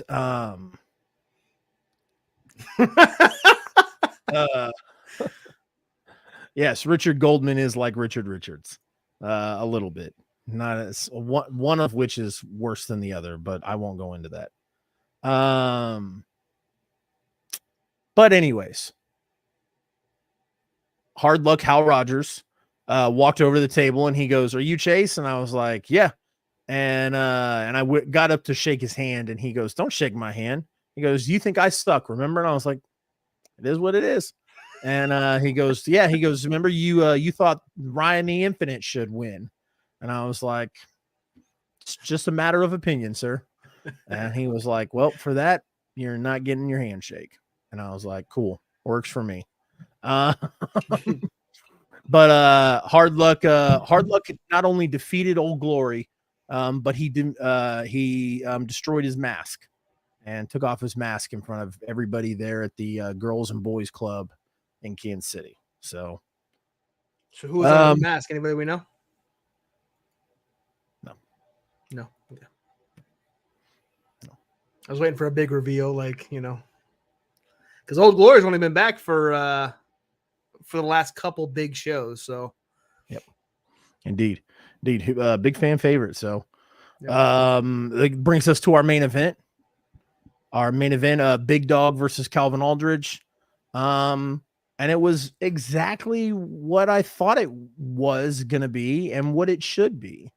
And that was Blair Dior repaying the favor to Calvin Aldridge, and Calvin Aldridge coming away with the 1-2-3. Now, you know me, I'm not, usually I root for our baby faces, and but at this event, I was rooting for Calvin Aldridge and Blair Dior, and I walked home happy. So that's what mattered. After the main event, Hard Luck Hal wanted to come out with Calvin Aldridge and Blair Dior and attack the big dog. And then the big dog brought out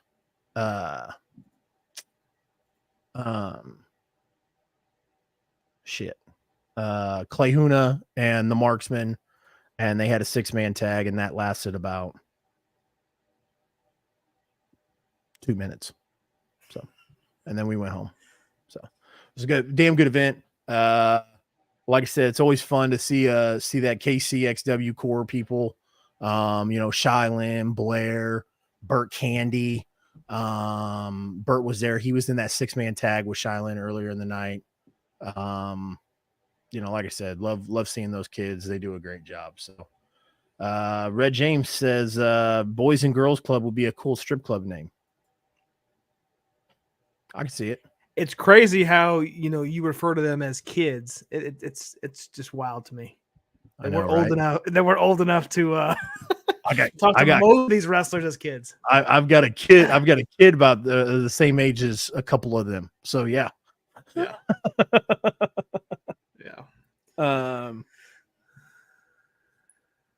Jesus. He's gonna get as bad as Matthew Holland. I was gonna say he's gonna join Matthew Holland in Timeout Land.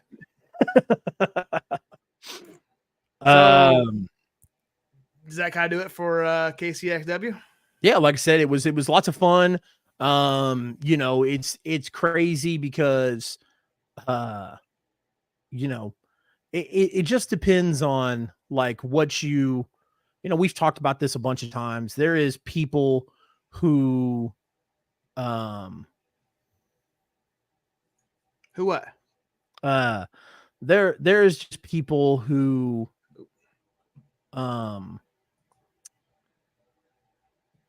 prefer wrestling a certain style, and what the wrestling shows that get put on in Kansas City, and what CSW does, what KCXW does, what Trailblazer does. Like, it's just different for everybody, and KCXW has like that. I just don't want it to seem like I'm putting one above the other, because I love all three of the companies that we have equally.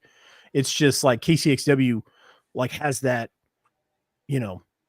party like atmosphere, if you will, where it's fun, right? And you're not gonna walk in and see a Dak Draper and Jeremy Wyatt a 60-minute Iron Man match, but you're gonna have a shit ton of fun, you and the kids and whatnot. So like I said, it's a very fun atmosphere. If you can, make sure you guys get tickets and go next time. And I know they were doing stuff for our friend Alan Jones at this event, raising money, getting to see some of those guys prance around in a dress because that's what the fans voted for. Yeah, that's fun. Yep. Yeah, they had a Halloween costume battle royal last time we were there too. So yes, that is correct. And then they had a costume thing for the kids. Yeah. So, and Dimitri was highly upset with me when he had to watch the other kids from the little class they had, the youth class, get in the ring and get recognition. He snarled at me like all throughout the thing. He goes, "That could have been me," and I was like, "I know, man."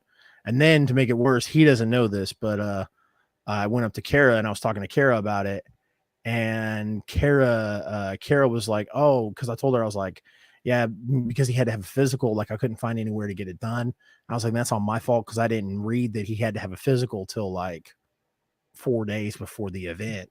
Right. And she was like, "Oh, I wish you would have called us and asked or said something, because we would have had you sign a waiver and he still would have been able to participate." And I was like, "Motherfucker." So, yeah. So I didn't tell him that. I told him, I was like, "Buddy, you got your own wrestling ring coming soon. You can play in that." No, I wanted to bring this up. The Red James, he says he found a third buffalo. I'm telling you this right now, that I will delete the I-70 hot tag if you do not put Red James and the Buffalo Penis in the entrance video. Going forward by next week. Yeah, by next week. I need to see this is the Foreman Red James and him doing the Adam Cole boom thumb to the Buffalo Penis right behind him. It better be in the entrance. Oh, it'll be there. It'll be there. It'll be in there by the pit stop. All right. Fantastic. So like I talked about with KCXW, you and I have done so much wrestling events. It seems like, bro, we traveled to St. Louis to go to Grandel in March. I went to SmackDown in Kansas City. I went to WrestleMania week in Los Angeles. We came back and we did, I want to say there was a CSW event that we did. Well, we did you did Leavenworth and CSW in the same night. Was that? Yes. You did something in the same night. You went to two of SICW and yeah. Yep. We did the Fan Fest in CSW. Yeah, because we did Leavenworth for XWE because that was my birthday weekend. And I want to say there was an event in between there where like in between WrestleMania and that we did, but I can't remember. And then we did Leavenworth, and then we did SICW, and then CSW. So I mean, like just all the things that we've been able to like just check off in the past few months. I mean, like we have wrestled it out, my guy. Yep. But bless my wife because she is not a huge wrestling fan. But she has endured as much of this wrestling stuff as I have put her through. So, but we have the honor and the privilege to be able to help sponsor one of the biggest events in Missouri. And that's St. Louis Anarchy's Circus Maximus 18. It's crazy. Yeah. Been doing that for 18 years. And this is their big show, man. This is amazing. They've got nine total matches. I figured we would run down each match, give a little bit of feedback on it, maybe do a little predictions. Since we're sponsoring it, I don't think we've done a full Anarchy predictions show yet. So I think we'll do that tonight. A little bit of changes, didn't we? Huh? We did with Jalisco, didn't we? We did the Dingo. Yeah, we did. We did with Evan, and then we did the Dingo, the first Dingo last year with Brian. So I guess we have done a couple, but the original card for Circus Maximus had a little bit of changes to it. If you don't follow their socials, you probably don't know about that. But if you do, it was announced earlier today or yesterday that the card was changed a little bit. We'll get to that. Let's start off. First match up is one called Manders taking on Mad Dog Connolly. And speaking of the Evan episode, I specifically remember talking about Mad Dog and how we thought sometime in 2024 he could be taking that next step forward and potentially challenging for the title at some point next year. But he is running into other mammoth, one called Manders, who is the what they call him, the boss of the plains. Yeah. And it's gonna be a hard-hitting matchup. And I'm excited because I've seen Manders in person. Never seen Mad Dog Connolly wrestle. So I'm extremely excited to see this one. Yep. This is where I'll use that term mark, because I'm gonna mark out watching this. This match is gonna be the one word comes to mind when I think of this match, and that's stiff. And that's going to be the match itself, not me. I'll be stiff after the match. I mean, this is you're going to watch two guys just beat the holy shit out of each other. Yeah. And like I said, it's going to be rough. It's going to be stiff. If you like that strong hitting, knocking spit out, knocking teeth out, this match is going to be for you. And me, my wife, and my son Dimitri are going to be front row. So I am super excited. Next up, we've got a 3-on-3 trios match. KC Carrington, Moonshine Mantell, and Maddie Monarch taking on Victor Analog, Billy McNeil, and Shaza McKenzie. This is going to be a fun one as well. Excited to see Moonshine again. Haven't seen Moonshine in a while. Maddie Monarch is a wrestler that had much success in MMWA. Getting her chance here at Anarchy. I believe she was on the pre-show at the last Anarchy show, if I remember correctly. Impressed and is getting a main card spot here.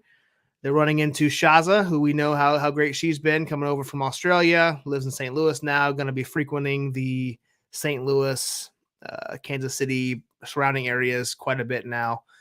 But this is going to be a good one, man. Victor Analog, we saw at the last in-person me. I know you've seen him since, but me, the last time I've seen Victor was at the last Journey show. So, and Billy McNeil. This is I don't think I've seen Billy that I can recall, but this is going to be a fun match. Moonshine always is extremely good in the ring, and I haven't seen him, like I said, since CSW, and I haven't been to a CSW event in 3 or 4 months. So it'd be good to see him again. So absolutely. I mean, you got Maddie Monarch, who kind of was, coursed into this a little bit. I wouldn't call her a member of Greg Jovai's family, but Greg Jovi reached out for help. Super cool thing, man. If you weren't at the last Anarchy event, I know Josh wasn't, but if any of our viewers weren't at the last Anarchy event, Anarchy always gives young talent opportunities in the pre-show. Maddie happened to be one of those in the pre-show, and I guess she impressed enough to where they reached out to Maddie and they gave her a spot on the card.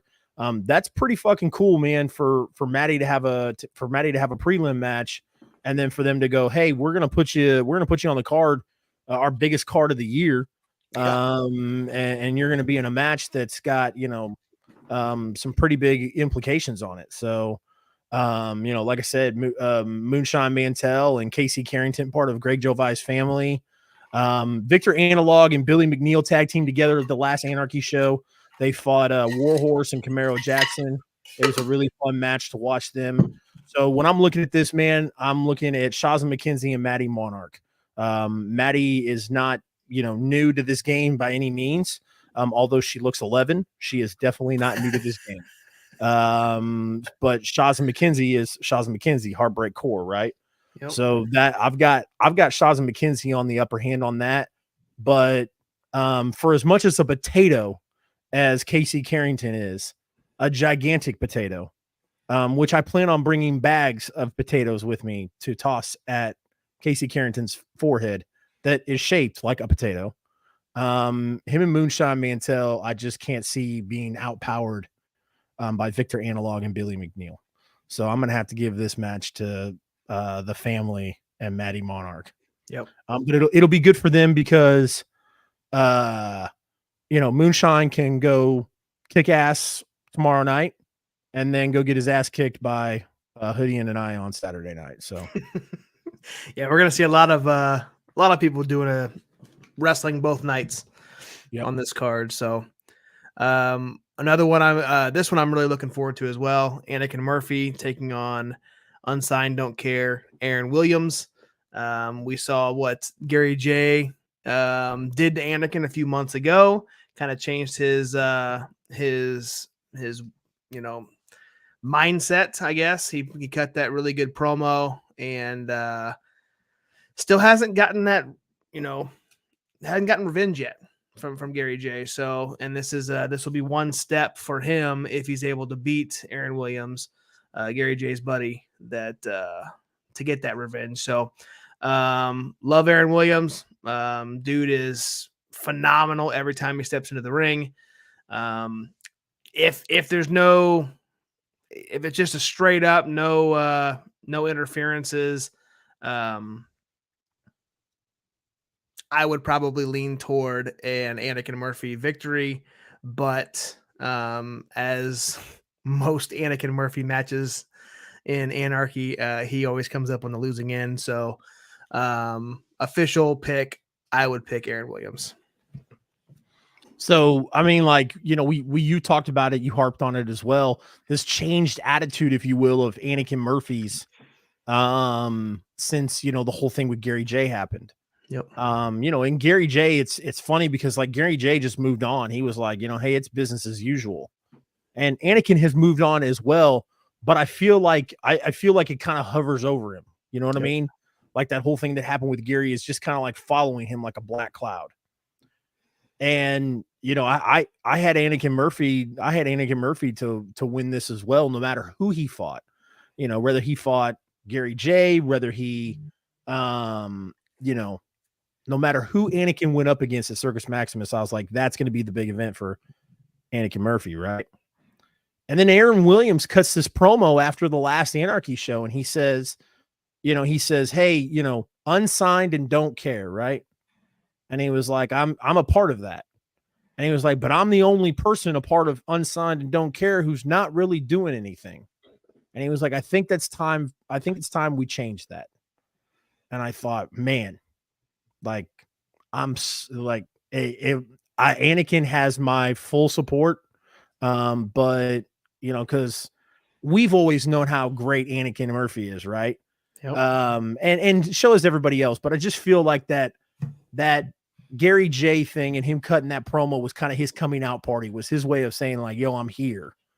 And after watching Aaron Williams say, you know, that it's time to change how everybody perceives Aaron Williams. I'm sorry. I think Aaron Williams wins this by a long shot. Yeah. Yep. Next up, we've got a little bit of a change in the card. This one was originally Brogan Finley taking on Christian Rose. Got changed up. A little bit of card subject to change, as we've heard quite a bit. It's not quite a bit, but as we hear every once in a while in our area, taking on Raheem De La Suede, who is making a breakthrough in our local independent scene. Current River City champion from WrestleMax, and just won that a couple weeks ago that you were in attendance for. He is you couldn't have said it better. I want to say within the last month, you mentioned him breaking. As much as I loved him with Moses and technical difficulties, him, you know, breaking off of that tag team and going on this singles run in our area has been the spark that Raheem needed. And he is just, he's dominating everywhere he goes. And he's putting on great matches. Just saw him in Trailblazer. Not personally, obviously. I was at my sister's wedding. Allegedly. But I did see some clips. They posted some videos of it. Tore down the house with Corn Boy.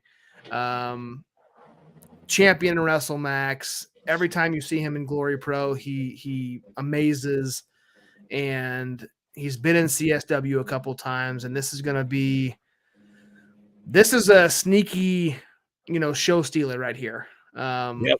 Brogan, he wrestled Gary J, correct? The last event? Yes. Okay. And that match was phenomenal. And I am so glad. I mean, I'm just looking at the rest of this card, but this one right here, man, this one's a sneaky show stealer. And I am extremely excited to be in attendance for this. If I was going to pick, I'm going to pick our guy, Raheem De La Suede, to take the victory here, because he's on a roll, and I think he continues it here. Yeah, man. Both of these guys came off huge losses at the last event that they were at with Anarchy. You know, Brogan Finley, like you mentioned, fought Gary J. And you know, Gary J, you know, obviously came on the upper hand. So Brogan Finley's still tasting that loss, and Raheem De La Suede went one-on-one against the Monarch Jeremy Wyatt. And you know, and it's crazy. You know, we'll talk about Jeremy here in a little bit, man. But if you look, Jeremy's two past opponents so far are like after they've kind of like hit the bottom, and Jeremy beats them, are kind of like their stock is just rising. Anakin cut that promo, had that match, the no strike match against Jeremy Wyatt, and stock has just risen for Anakin. Raheem De La Suede has a match with Wyatt. Stock is rising. Raheem's stock was rising to begin with. Both of these guys' stock was rising, but kind of that match. So I'm at a standstill here, man. Like I said, Brogan just had that taste of defeat against Gary. Raheem had that taste of defeat with Wyatt. I don't know if we have Brogan Finley lose 2 times. So I don't know. I'm on the fence on this one. Yep. Next match. Oops. Speaking of the devil, he says Gary J taking on Mike Outlaw. After the Anakin Murphy match, Mike Outlaw came in, hooded individual, didn't let his identity known until after he had left his mark, and he attacked Gary J. There's a promo that Gary J put out, I think either today or yesterday, and Gary J told him, he said, you think you're the king of St. Louis, but you're looking at him. So I think these gentlemen are going to fight to find out who runs St. Louis actually. So yep. Go ahead. I was just going to say that this match is going to be so fun to watch. Like I said, front row tickets. So I'm going to be right there in the pit with everybody around the ring for Gary J's entrance. And, Mike Outlaw been on a tear. So excited to see this match. Again, I'm on the fence on picking a winner. I don't know if I can do that. Yeah. I'm the same way, being there in person to see the Gary J entrance is going to be exciting for me. And I was going to say this, when you think of the pillars of St. Louis, you got two of those pillars have got to be Gary J and Mike Outlaw, and they're going to clash. This is I'm not even going to pick them either. I don't think I can pick a winner. Whoever wins is going to be this is going to be a hard hitting personal match, and I'm just excited to see it. Let's move on here. Tag team match here. Nick King and Adrian Surge taking on Full Power, Thunder, and Muscle. And I absolutely love the team of Camaro Jackson and Warhorse. They are extremely not only good in the ring, but entertaining on their promos. If you've never seen it, they are hilarious together. So, but Nick King and Adrian Surge teaming up here to try to stop the Powerhouse team, but I don't think they're going to be stopping anybody because Warhorse, Camaro Jackson is going to be my pick. Absolutely. I'm definitely not picking Nick King and Adrian Surge against Camaro Jackson and Warhorse. Bearing some catastrophe, there's no way on God's green earth that Adrian Surge and Nick King stand a chance. So no. And another match that is got changed. Nikki Victory was originally it was announced as Laney Luck versus Nikki Victory. It changed to a triple threat match, adding Billy Starks, and then just recently, Nikki Victory is unable to make the event, so now it's back to a singles match, including Billy Starks. Two phenomenal women's wrestlers, two of my favorite women's wrestlers in our area, who frequent our independent scene.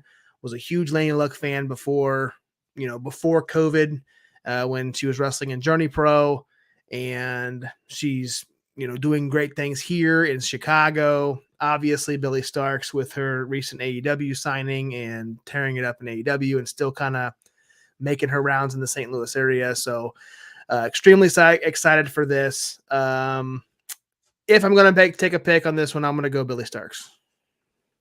Yeah, I mean, like, I don't think there's any correct or any other correct answer than Billy Starks. You know, I don't have a problem saying it now because, you know, Anarchy hasn't, but Matt Jackson has on social media mentioned Billy walked in the door when she was 15 years old, man. You know, Spalding Hall is the house that Billy helped build. That's Billy's house. So, you know, the kid's 18 years old, just graduated high school with a 4.0 or a 4.1 GPA, some outrageous like that. Like, bro, you're chilling in the back seat of your car while your mom and dad are traveling hours for you to wrestle at shows, and you still maintain a 4.0.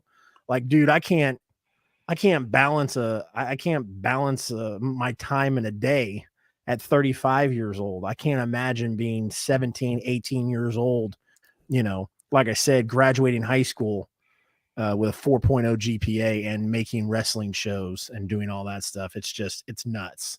It's absolutely insane. So yeah, I'm a huge Lanie Luck fan too, you know, obviously from Journeyman, love her and GPA.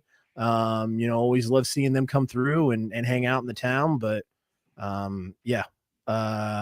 Anarchy and Spalding is Billy's house, and that's all there is to it. Yep.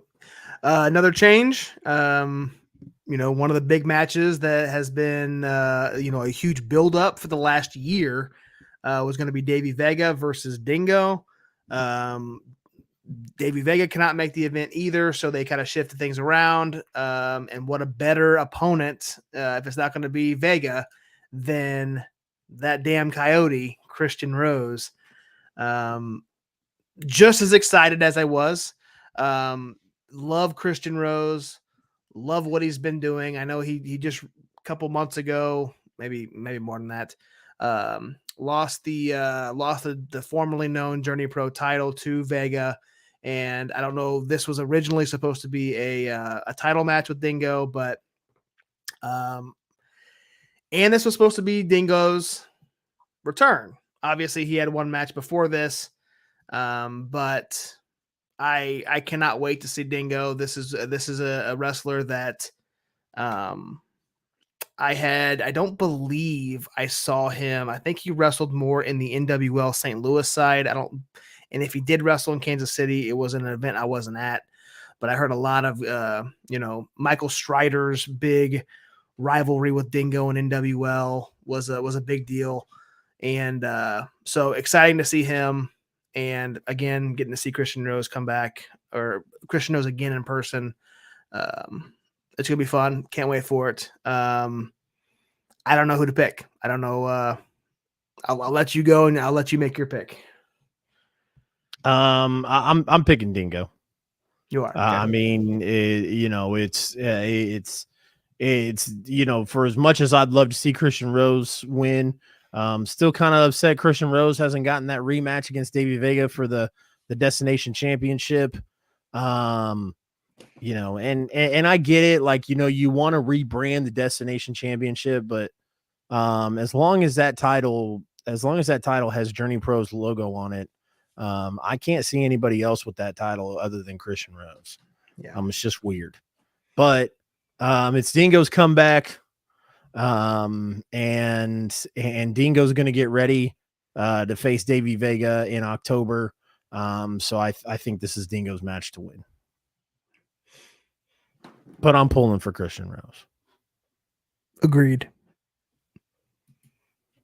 And in your main event, the one we've been waiting for, the Gateway Heritage Heavyweight Championship, the undefeated Derek Neal with Greg Jovi taking on the longest reigning Gateway Heritage Champion, Jeremy Wyatt.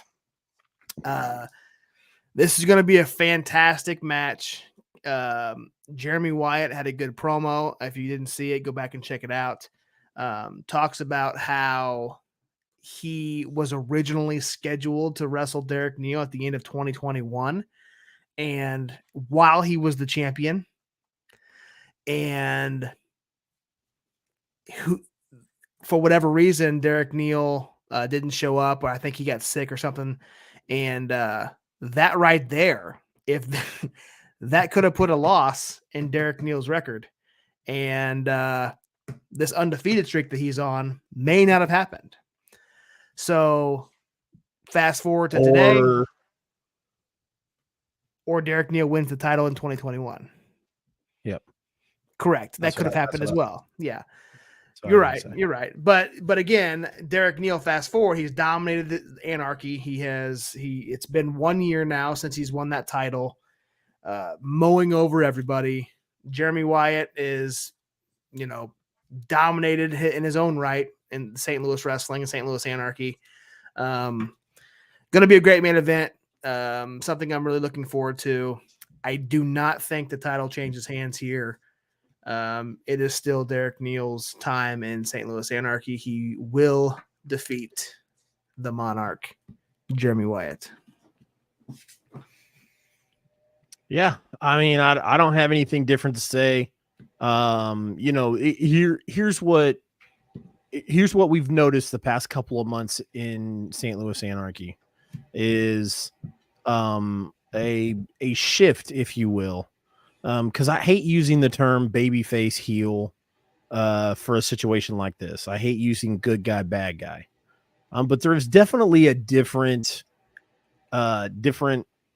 Jeremy Wyatt, if you will. I'm not going to call him a good guy. Does he have good guy tendencies that you generally see on wrestling? Sure. He saved Yamashita and Billy Starks from Greg Jovi and the family. He saved Dingo, all that stuff. So he has done some not like Jeremy Wyatt things, but I cannot call him a good guy. And because you can't call him a good guy, you have to acknowledge Jeremy Wyatt's past and what Jeremy Wyatt has done. And we're not in Kansas City, Josh. So Jeremy Wyatt does not have a lot of good friends that he can call in St. Louis Anarchy. There is no Ace Steel. There is no Michael Strider. There is no Vic Capri. There's none of those people. And Derek Neal has 2 people, 3 if you count Greg Jovi, that he can rely on, that will do everything in their power to make sure that Derek Neal remains your Gateway Heritage Champion. So, I'm gonna stick with Derek Neal, unfortunately. Unfortunately, yes. If I have a few more potatoes after we're done throwing them all at Casey Carrington, I will definitely throw some at Greg Jovi during that match. So. All right, so that does it for us. He said he hated my kid. I got to throw potatoes at him. Dude, you better give me one. I'm going to launch it from the back of the room from where our table's at. Probably will miss by a mile, but hey, I'll launch it. Yeah, throwing a potato at Casey Carrington and Greg Jovi is a hell of a lot better than encouraging everybody to throw chairs in the ring. Yeah. Yeah. So that's Circus Maximus, guys. This Friday, tomorrow night. By this time tomorrow, the show's probably over. So yeah. Agreed. It's gonna be fantastic. stlanarchy.com. I believe is where you can go buy your tickets. Follow their social media, St. Louis Anarchy on all socials. You can get your tickets there as well. So if they're not already sold out, they may already be sold out. Yeah, because they posted something on social media today. It said something about 8 tickets. I think that was a goal that they were trying to meet, like their pre-door goal. They showed something about 8 tickets away. I'm sure they already hit that. Shocker. Can't even spell the name right. That's how you know it's love. Yeah.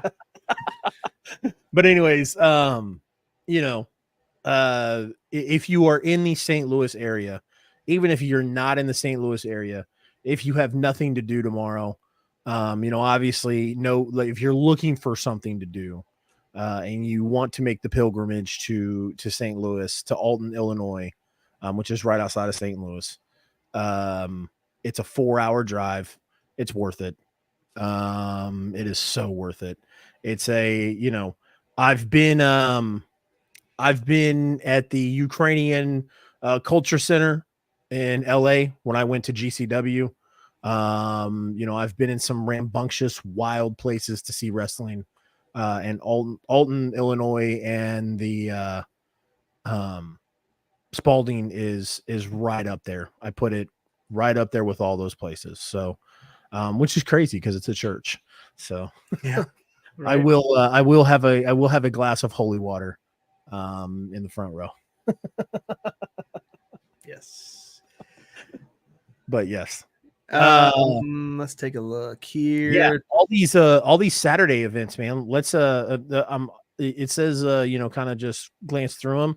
We're gonna skim through those, my guy. Because I don't know if you've seen the time. I have. Yeah, We're Red James hijacked this show and took like a good hour and 15 minutes from us. Yeah. Yeah. So 3 events happening on Saturday. Let's see, 1, 2, 3. Yep, 3 events and 1 on Sunday. Yep. Let's roll through these. Cape Championship Wrestling is having their anniversary show. We've got Billy Matting taking on a former guest of the show, Kevin Lee Davidson, which shout out to KLD. Had some medical procedure. He's a month after surgery. He just posted it on his social media. Very happy that he's able to, you know, it wasn't anything. I mean, I don't know what it was. I don't know how serious it was, but he's able to continue wrestling and competing. So, very excited about that because he is a phenomenal athlete and person. If you never met him, he's a great guy. So, taking on Billy Matting here. So, sorry about your luck, Billy, but you're running into a brick wall here. So, yep. Women's title match. $1 Million Baby MDB taking on the champion Ashlyn Alexander, which I feel like maybe I got that backwards. MDB might be the champion. She's got the belt over her shoulder. Regardless, Ashlyn Alexander is in the title picture almost every single month. So she's I thought she was still the champion, so she may not be. And the main event, Joey O'Reilly taking on Aaron Roberts for the CCW Heavyweight Championship. You can see there on the graphic down below. Slammer's going to be there in a match. Photo the Ghost. No. I can't see. I mean, I see Slammer because he sticks out like a sore thumb, but I can't make out. Yeah, it's hard to see. It's hard to see, but yeah. ATM, but definitely, if you are in the Southeast Missouri area, make sure you go check out Cape Championship Wrestling. Yeah. CSW Iron Sharpens Iron this Saturday as well. You're going to see Mike Outlaw versus the Giant Slayer Scott Tyler. Yes, this match was supposed to be Cruel and Scott Tyler, but Cruel was unable to make this event, and CSW has announced that they are no longer going to be booking Cruel since this is his second time not showing up on short notice. He gave like a 4 or 5 day notice. Yeah. So there goes my prediction for Cruel costing. I was gonna say that, but that match is gonna be fucking 20 times better. Yes, agreed. The Black Diamond, Luke Langley versus Gil Rogers. Gil wins a match in Kansas City. Stop the presses. But now Gil's gonna go back to losing because he's got to face the Black Diamond. So, and then of course, as we mentioned earlier, the Nicholas Vincent Mayo Memorial match, the Grudge match, the Bad Blood match, whatever you guys want to call it. This is going to get ugly. And this is, in the words of Jim Ross, this is going to get bowling shoe ugly, and it's going to get bowling shoe ugly real quick. Because the Howlets with Coach Froz, but you're going to have Coach Froz there with Greg Jovi. And those two cowards did what they did to Adam last month. It's gonna get, like I said, it's gonna get bowling shoe ugly. So make sure you get your tickets. Doors open at 6, 7:05 bell time. Get your tickets at cswtickets.com. Unfortunately, Josh and I will not be there scanning tickets. I will still be in St. Louis at the time, so kind of upset. Might cancel my hotel Saturday night. I don't know. We'll see. Maybe not. The reason why I put this graphic on here because they don't have another graphic for it, but Magnum Dak Draper against the Monarch Jeremy Wyatt in a title versus title 1 hour Iron Man match. DWF champion Wyatt, CSW champion Dak Draper. There will be a winner, or so they say, and the belts will be unified, or one champion will come out of that. So, absolutely, that's your main event. New Breed presents, and then July 29th again. So, looking there, you got the O'Neal twins, you got Shooter Shy Lynn.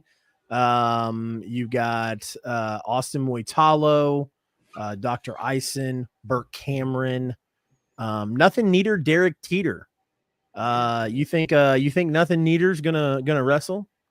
I think so.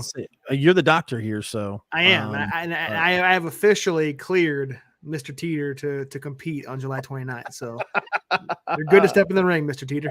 I love it. I'm not looking forward to sitting ringside for that tag match. Yep. Who will get the CSW tag team belt next year? They got to make a tag team. They got to announce a tag team belt, but we'll see. And then Sunday, GloryPro Wrestling presents their event featuring the return of Ray Fenix. The main event or the marquee match is going to be Jake Something versus Warhorse. You're also going to see Calvin Tankman versus Xavier Walker for the Crown of Glory Championship. Not sure why my guy why my guy the Quad Father Camaro Jackson isn't getting his rematch, but that's all right.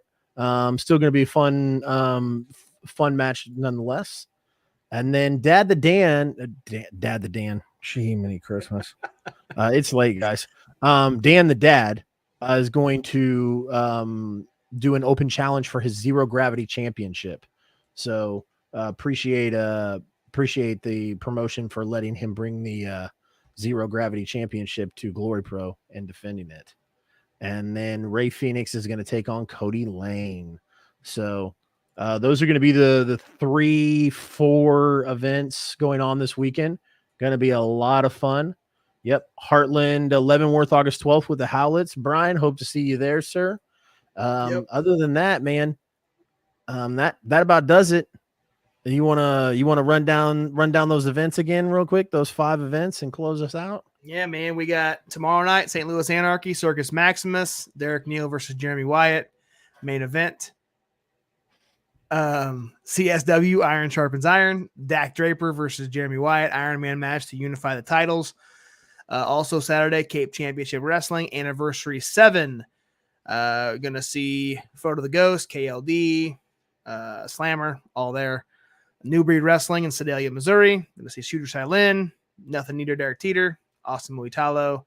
And then Sunday, to kind of cap off a phenomenal 3-day weekend, GloryPro live at Casa Lomo Ballroom, Ray Fenix versus Kody Lane in one of your marquee matches. So absolutely 3 days, 3 nights. If you're in St. Louis, dude, you could go to St. Louis Anarchy on Friday, Cape Championship Wrestling on Saturday, GloryPro on Sunday. I am in St. Louis all weekend. Just stay one more night and you can go to all 3. I could. I mean, I don't have to stay one more night. I could go to GloryPro on Sunday and then just drive home. But then I would miss bad booking. And Mark and I have committed to doing bad booking every Sunday night. So I think I'm going to skip GloryPro. Plus, I think I'm going to be all wrestled out by the end of the weekend. So yeah, all wrestled out. Might not want to even, we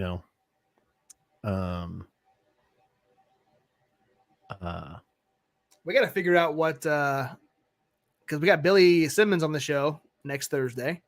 That's our Correct. next interview. We got to figure out what matches we're going to do to Monday for the pit stop. I know we did the fall brawl match did we do that for Ray or did we do that for? We did that for Dick Richards. I wouldn't mind doing it again, but we'll see. We'll figure it out. All right, sir. You got anything else? I don't. Close us out. All right. Jordan wants to be on the show.